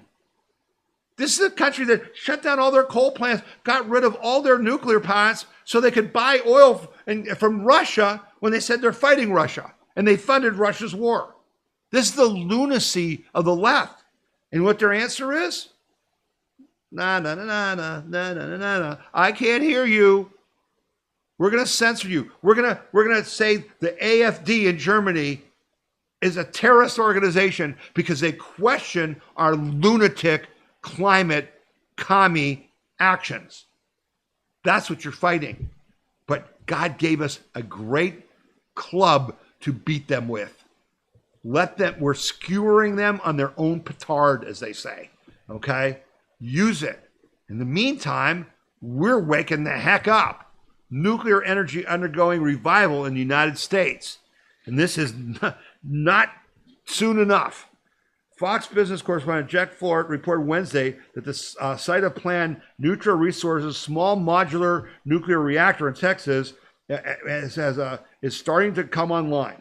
Natural Resources, founded by Doug Robinson, is developing a molten salt reactor. This is a new kind of modern reactor, a type of advanced small nuclear reactor. Its molten salt research reactor at Abilene Christian University in West Central Texas is scheduled to go live in just a couple of years. Again, way too slow. Small molten reactors are small, affordable, safe, dispatchable, clean energy, and we can put them anywhere we need them. But here's the problem. A report released in December by Grid Strategies forecasts a 15.8% jump in electricity demand for the U.S. by 2029. This is 2025. That's only 4 years from now. 16% increase. Data centers, manufacturing, and electrification will be major drivers of that increase, the report said. And so with Trump having $8 trillion of investment in these plants, what do you run them on? You got to have electricity. So we got to get going. Earlier this month, a separate International Energy Administration report found that data centers' electricity consumption in the U.S. will see a 130% increase from 2024 to 2030, just in data centers. 25 states have taken pro-nuclear action in some form over the last year, according to the January report from the Nuclear Energy Institute. Some traditional nuclear reactors are slated to reopen in the coming years. This is the good news. For example, Constellation announced in September that it inked a 20-year electric purchasing agreement with Microsoft that will pave the way for 3 Mile Island, which was used to kill the nuclear industry in the United States. Wrongly. Complete lies about the China syndrome and what happened. No one died from 3 Mile Island. Matter of fact, I don't believe anyone even was sick. And they used that to shut down nuclear. We would have been so far ahead. Our electricity would cost pennies if we had gone forward with nuclear. And the left, capitalist, climate commies destroyed us using 3 Mile Island. It's coming back online. Okay? It's supposed to be back online by later this year, I think. Michigan nuclear plant was set to restart also. In April, Holtec International received a third loan disbursement of $46.7 million allocated for its future reopening of Michigan's Palisade nuclear plant from the Department of Energy. So that's coming soon as well. And so nuclear, we need to build more, and we need to bring back online some of the nuclear plants we shut down. And it has to happen soon because America can't. The key to capitalism. Here's the dirty little secret. And the whole argument against the climate Nazis and all the insanity they said us. Jordan Peterson was very big on this. The reason that in like 10 years we brought the majority of the 8 billion people in the world out of poverty was because of cheap energy. Cheap energy drives prosperity. And once you have cheap energy, even though like coal may pollute, it gets rid of the stuff like in India where they're burning dung, which is worse, or they're burning wood, which is even worse. And as you get more prosperous, you'll spend money on cleaner energy. And that's why the U.S. has had their pollution come down every year. But you don't hear that. They still want to shut down coal mining and oil drilling. It's all a lie. Okay? So if you want prosperity, you need energy, abundant energy that's cheap. That's why we're going to use our coal reserves. We're going to use natural gas, which is clean and cheap. We're going to use nuclear. The insanity is over. And the Green New Deal is dead thanks to Donald Trump. And the world's going to be a better place. Okay? Speaking of a better place, we talked last week about RFK banning dyes, right, in our food, that these petroleum-based dyes that shouldn't be there with natural dyes. And PepsiCo announced that they're going to accelerate transition to natural colors after the FDA did this. PepsiCo is speeding up its transition away from artificial colors. Its CEO announced, we stand by the science, and we are for products that are safe, and there's nothing to worry about. But we understand that there's going to be probably a consumer demand for more natural ingredients, new natural ingredients, and we're going to be accelerating that transition. Again, they're not stupid. Get ahead of it. If we're going to move in this direction, be the first, because people who want healthy food are going to flock to you, right? So he's not being, they would have gotten rid of these dyes on their own if it was, something they could profit from. But since they're being made to do it, they got to figure out another way to be profitable, and that's to get out in front. PepsiCo has such brands such as Lay's and Tostitos will contain no artificial colors by the end of 2025. That's this year. In the next couple of years, we'll have migrated all the portfolio into natural colors, or at least provide the consumers with natural color options, he added. And obviously, every customer will have the opportunity to choose what they prefer. So that's the journey we're undergoing. PepsiCo owns brands such as Doritos, Mountain Dew, Gatorade, and Cheetos that include artificial colors. They're already moving forward, right? So when they had the press conference last week, RFK Jr. and those guys said, we're not ordering this. We're hoping that the industry will cooperate. There's your evidence. We, all of us, are going to be healthier because we're taking the poisons out of the food. Not we are. RFK Jr. and the Maha people and Jay Bhattacharya and those guys are finally applying science to U.S. healthcare. Thank God. Thank God. And then this was a shocker. Okay, so after Trump had his cabinet meeting, and the cabinet members kind of all went and talked to media people, and Dr. Phil had RFK Jr. on. And during that question, he had him, he interviewed him, and then the audience got to ask questions, and this came up, and it was stunning, okay? Recently, RFK Jr. sat down with Dr. Phil, and he stunned the audience when a woman named Emily asked him a point-blank question about toxic aerosols being sprayed over us in the sky every day. My biggest concern is the stratospheric aerosol injections that are continuously peppered on us every day, she said. Bohrium, aluminum, strontium is sprayed in our skies all day long. And I want to know, how do we stop it? Well, most politicians would have panicked, deflected or dismissed the question, but not RFK Jr. He looked her in the eye, answered without hesitation, and said, this is not my agency doing this. He didn't deny it was happening. He didn't hide behind bureaucratic language. He simply made it clear. This isn't coming from HHS, Health and Human Services. Then came the bombshell. He said, we don't do that. It's done, we think, by DARPA. We think it's being done by the Defense Advanced Research Project Agency. DARPA is the one who does all the things for our military and CIA and everything that is 50 years in advance of whatever you see. Okay? DARPA made the internet. They created the internet. DARPA, created, cruise missiles. DARPA, is legendary. But they're not controlled. And they're doing this stuff. And RFK Jr. then said, and we're going to stop them.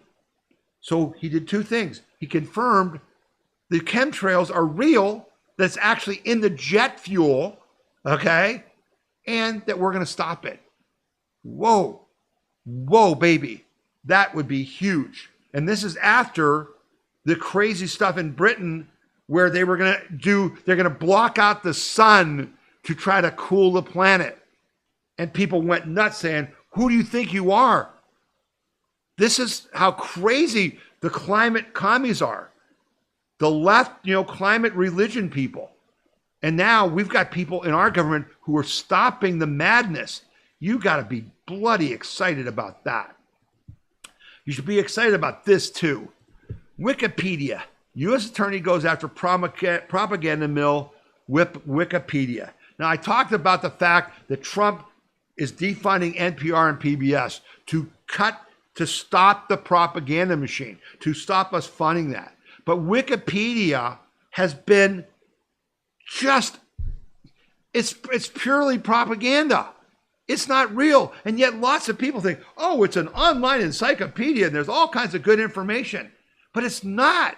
And no one in government has ever addressed this. So this attorney, Ed Martin, the U.S. attorney in the Washington area, is one of the highlights of this administration. Currently is pursuing a propaganda vehicle known as Wikipedia.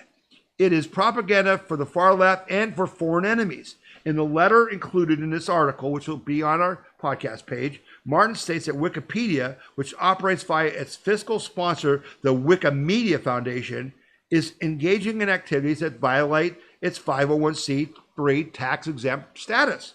As a nonprofit, it has obligations and fiduciary duties consistent with its tax-exempt status. Additionally, the public has a reasonable expectation of neutrality, transparency, and accountability. As a 501c3, they must operate exclusively for religious, charitable, scientific, testing for public safety, literary, or educational purposes. Martin, the attorney, writes that Wikipedia allows foreign actors to manipulate information and spread propaganda to the public using their Wikipedia.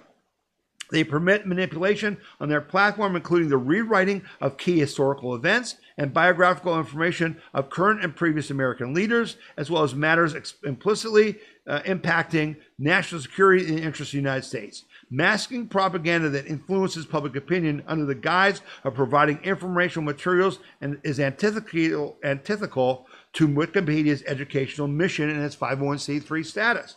He noted that their board is composed primarily of foreign nations, subverting the interests of American taxpayers. Wikipedia's informational management policies benefit foreign powers. The U.S. Attorney for D.C. wrote that search engines such as Google prioritize Wikipedia results. If the content is biased, unreliable, or sourced by entities that wish to do harm to the United States, search engine prioritization amplifies the propaganda. It has also come to their office's attention that generative AI platforms use Wikipedia data to train large language models. It has the potential to launder information on behalf of foreign actors into AI. They need to be shut down. They at least need to lose their tax-exempt status and have to pay taxes, right? They have to be exposed for what they are. No one did this. For decades, they've been lying. If you're a Republican on Wikipedia, as soon as you said you were going to run for office, they would go in and edit your profile on Wikipedia and trash you. And nobody said a word. And then people who didn't know better, even Jordan Peterson, back in the day, said he trusted Wikipedia until people called him out and said, what are you, stupid? Because it is stupid. It's a psyop. That's what it is. It's a psyop. Okay. So I've got three more stories here that are just really great stories. And so let me just get in it because I'm going to close with really positive stuff. So this is great. Setting the record straight, HHS releases new report revealing the dangers of gender-affirming cares for minors. We all know that on Inauguration Day, Trump stood up and said there's only two genders. And he's been on DEI all along and going after these colleges and stuff like that. But this was just a punch right in the face to all the trans advocates who've been lying to us for the last several years. The Department of Health and Human Services released a report Thursday detailing the dangers of experimental transgender medical interventions, euphemistically referred to as gender-affirming care. The report marks a sea change from the Biden administration, which forcefully advocated for off-label use of hormones to make males appear female and vice versa, and surgical interventions to remove healthy body parts to affirm a person's gender identity that is at odds with the person's biological sex. In releasing this report, HHS said it is committed to protecting children and restoring the federal government's commitment to follow the gold standard of science. Despite growing pressure to promote harmful medical interventions for minors, this review makes one thing clear. There is extremely weak evidence that puberty blockers, cross-sex hormones or surgeries have any benefits in children and adolescents with gender dysphoria. At the same time, the risks, particularly permanent harm like infertility, are becoming increasingly undeniable. Major medical guidelines, including those of WAPATH, have been shaped more by ideology than by science. Across the country today, medical professions are maiming and sterilizing a growing number of impressionable children under the radical and false claims that adults can change a child's sex through a series of irreversible medical interventions. This dangerous trend will be a stain on our nation's history, and it must end, President Donald Trump said in his executive order 14187. The review that was put out focused on gender dysphoria, the persistent and painful sense of identifying with a gender opposite of one's biological sex. According to the executive summary, the HHS review found that most children will grow out of this on their own. It's a mental disorder. This is slamming the door shut. And that's what happened in Sweden and in UK and everywhere else. Follow the science. Yeah, we just did, and that ends it. And this is a great follow-up because the Department of Education ruled that University of Pennsylvania violated Title IX by allowing Leah Thomas to compete in women's swimming. The Department of Education's Office of Civil Rights ruled that the University of Pennsylvania violated Title IX by allowing the man, whose name is William Thomas, to compete in women's swim team in 2022. The Ohio, they notified UPenn President Larry Jameson that the university's policies and practices violated Title IX by denying women equal opportunities by permitting males to compete in women's intercollegiate athletics and to occupy women-only intimate facilities, the department said in a press release. Like the state of Maine, they are providing the university with 10 days to rectify the situation or face potential punishments. The department is demanding the University of Pennsylvania issue a statement to the university community stating the university will comply with Title IX in its athletic programs. It will restore to all female athletes all individual athletic records, titles, honors, awards, or similar recognition by Division I swimming competitions misappropriated by male athletes. And third, it will send a letter to each female athlete whose individual recognition is restored, expressing an apology on behalf of the university for allowing that person's educational experience in athletics to be marred by sex discrimination. Punching, counterpunching. Boom, take that right in the kisser. Okay? So then I mentioned in the story at the beginning of the show about the 23 companies that are putting in trillions of dollars in new things. And I put out this story, and I really want you to share it. It's at WeThePeopleConvention.org. Walmart announces plan to support American small businesses. What is this about? Well, Walmart is a great American company. And along the way, they kind of lost their way because Sam Walton's family that now owns it all has some woke people, and they got woke for a while. But I actually put a link in the story that shows that they're not woke now. They're changing, okay? But here's the important thing. Walmart is saying, listen, we understand the tariffs. We're going to help you. If you own a small business, if you're watching this show, Walmart is launching a plan to help you sell whatever the heck it is you make or grow through Walmart on their online site and in their stores. This is what I'm talking about. This is being America first. Walmart will take applications from American small businesses for the open call program to help U.S. businesses submit their products for sale in its stores. Walmart is expanding support for American-made products through a new program to help small businesses. Growing the pipeline to have more items made in the U.S. can help insulate the world's largest retailer and consumers from the effects of tariffs and the trade wars. But the big picture is Walmart announced a new Grow With Us program and shared details of the upcoming 2025 open call to make it easier for U.S.-based entrepreneurs to navigate the complexities of retail and bring their products to a national stage. We anticipate thousands of small businesses will take advantage of these free resources over the coming years, the CEO, John Furner, said. More than 2/3 of the products sold at Walmart stores are made, grown, or assembled in the United States. The third that we import comes from all over the world, but China and Mexico are the most significant.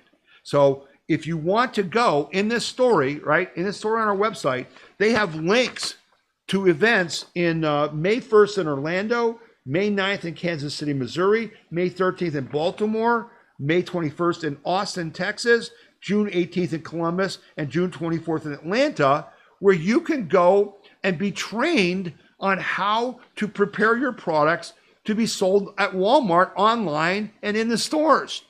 That's huge.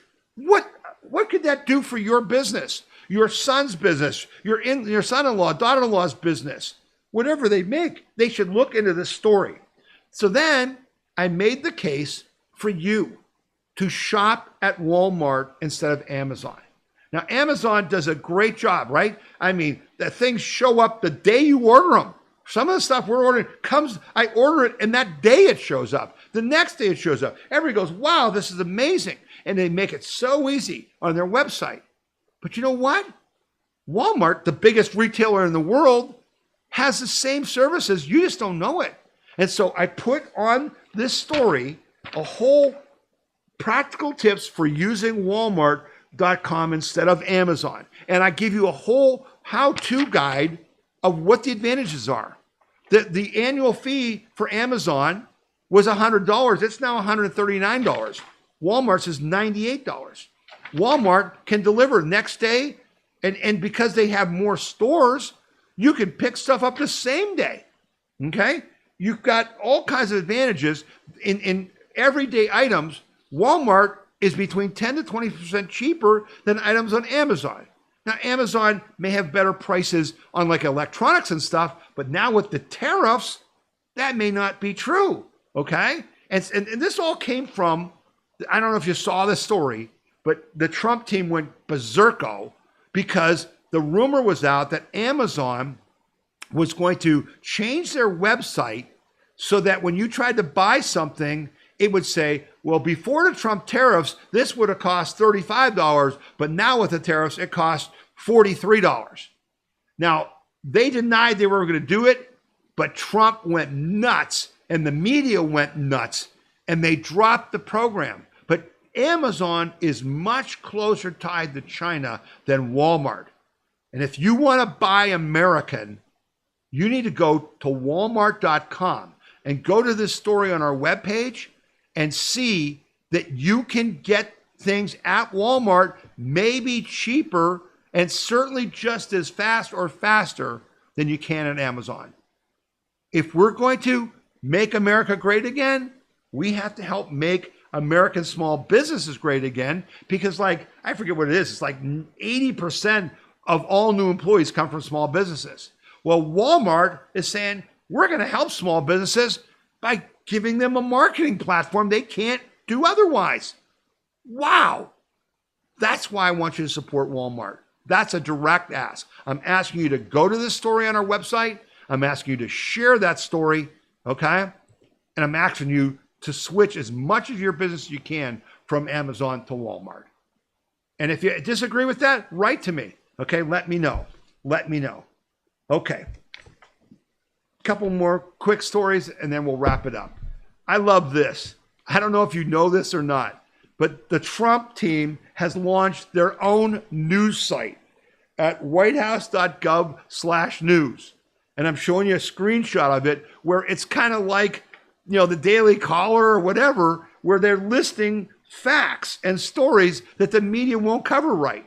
So now he's televising his cabinet meeting for you so you can hear from the president and his whole staff exactly what they're doing. And now they're saying, forget the news, forget the media. Go right to whitehouse.gov/news and find out what we're doing. Don't believe what they tell you on CNN, NBC, ABC, New York Times, Washington Post. Go right to us.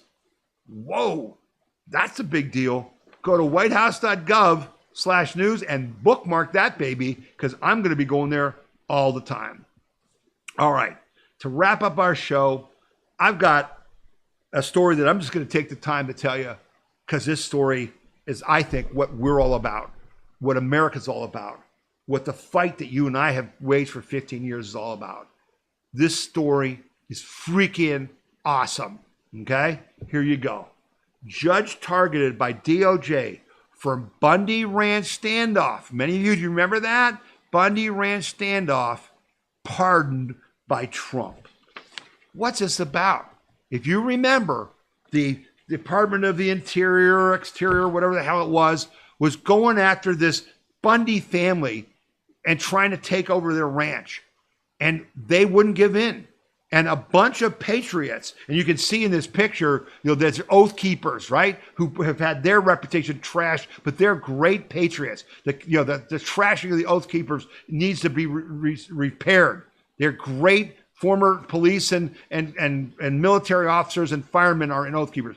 They rode to the Bundy Ranch and they stood up to the feds and wouldn't let them take the ranch.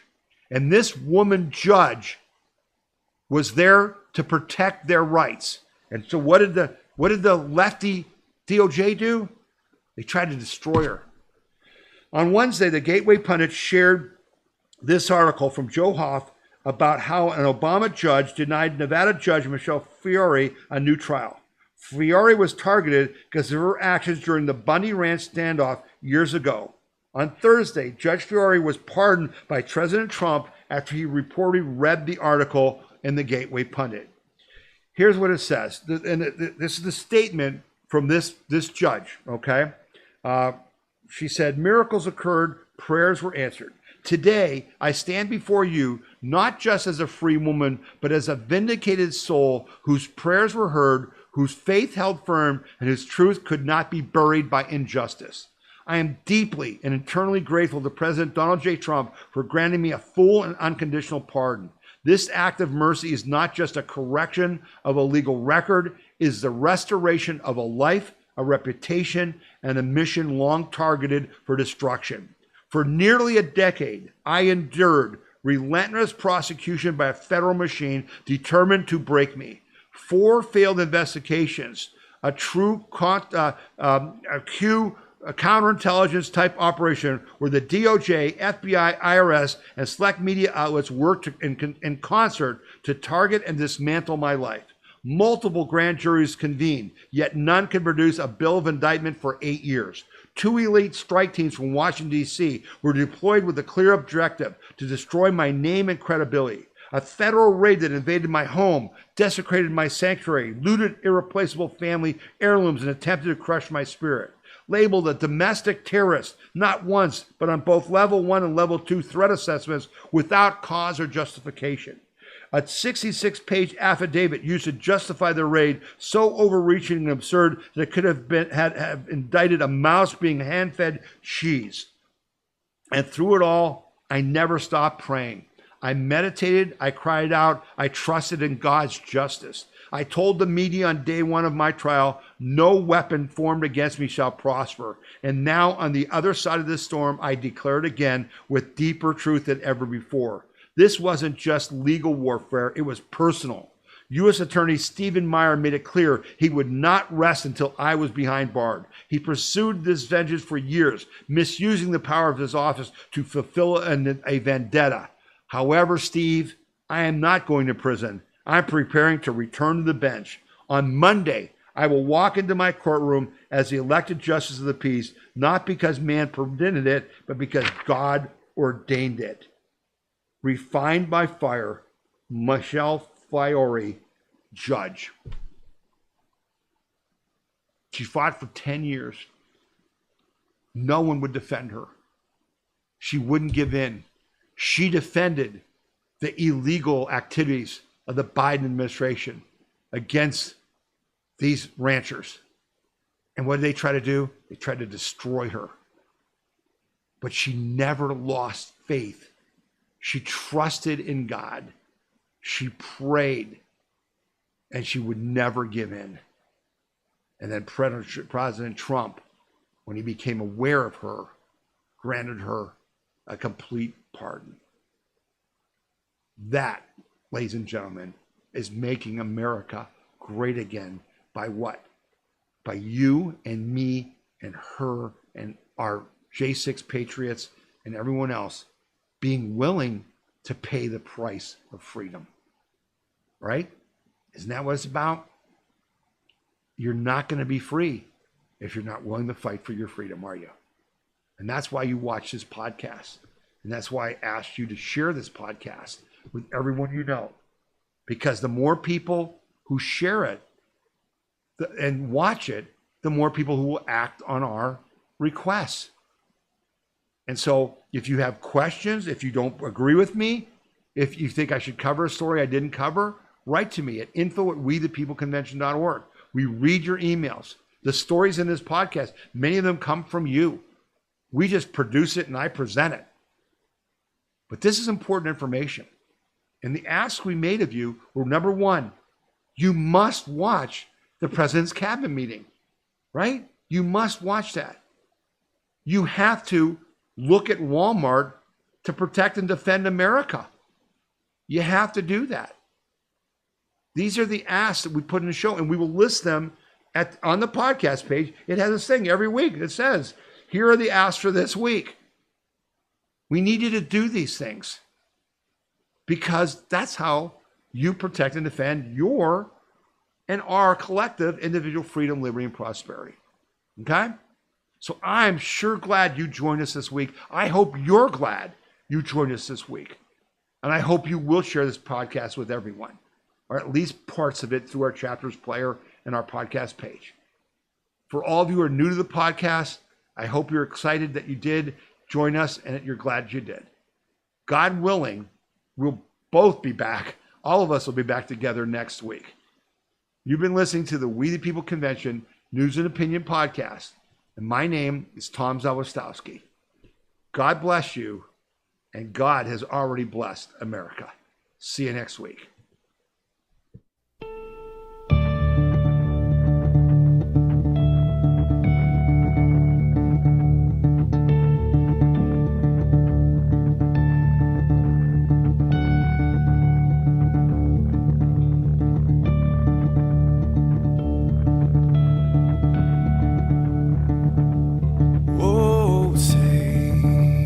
Can you see by the dawn's early light what so proudly we hailed at the twilight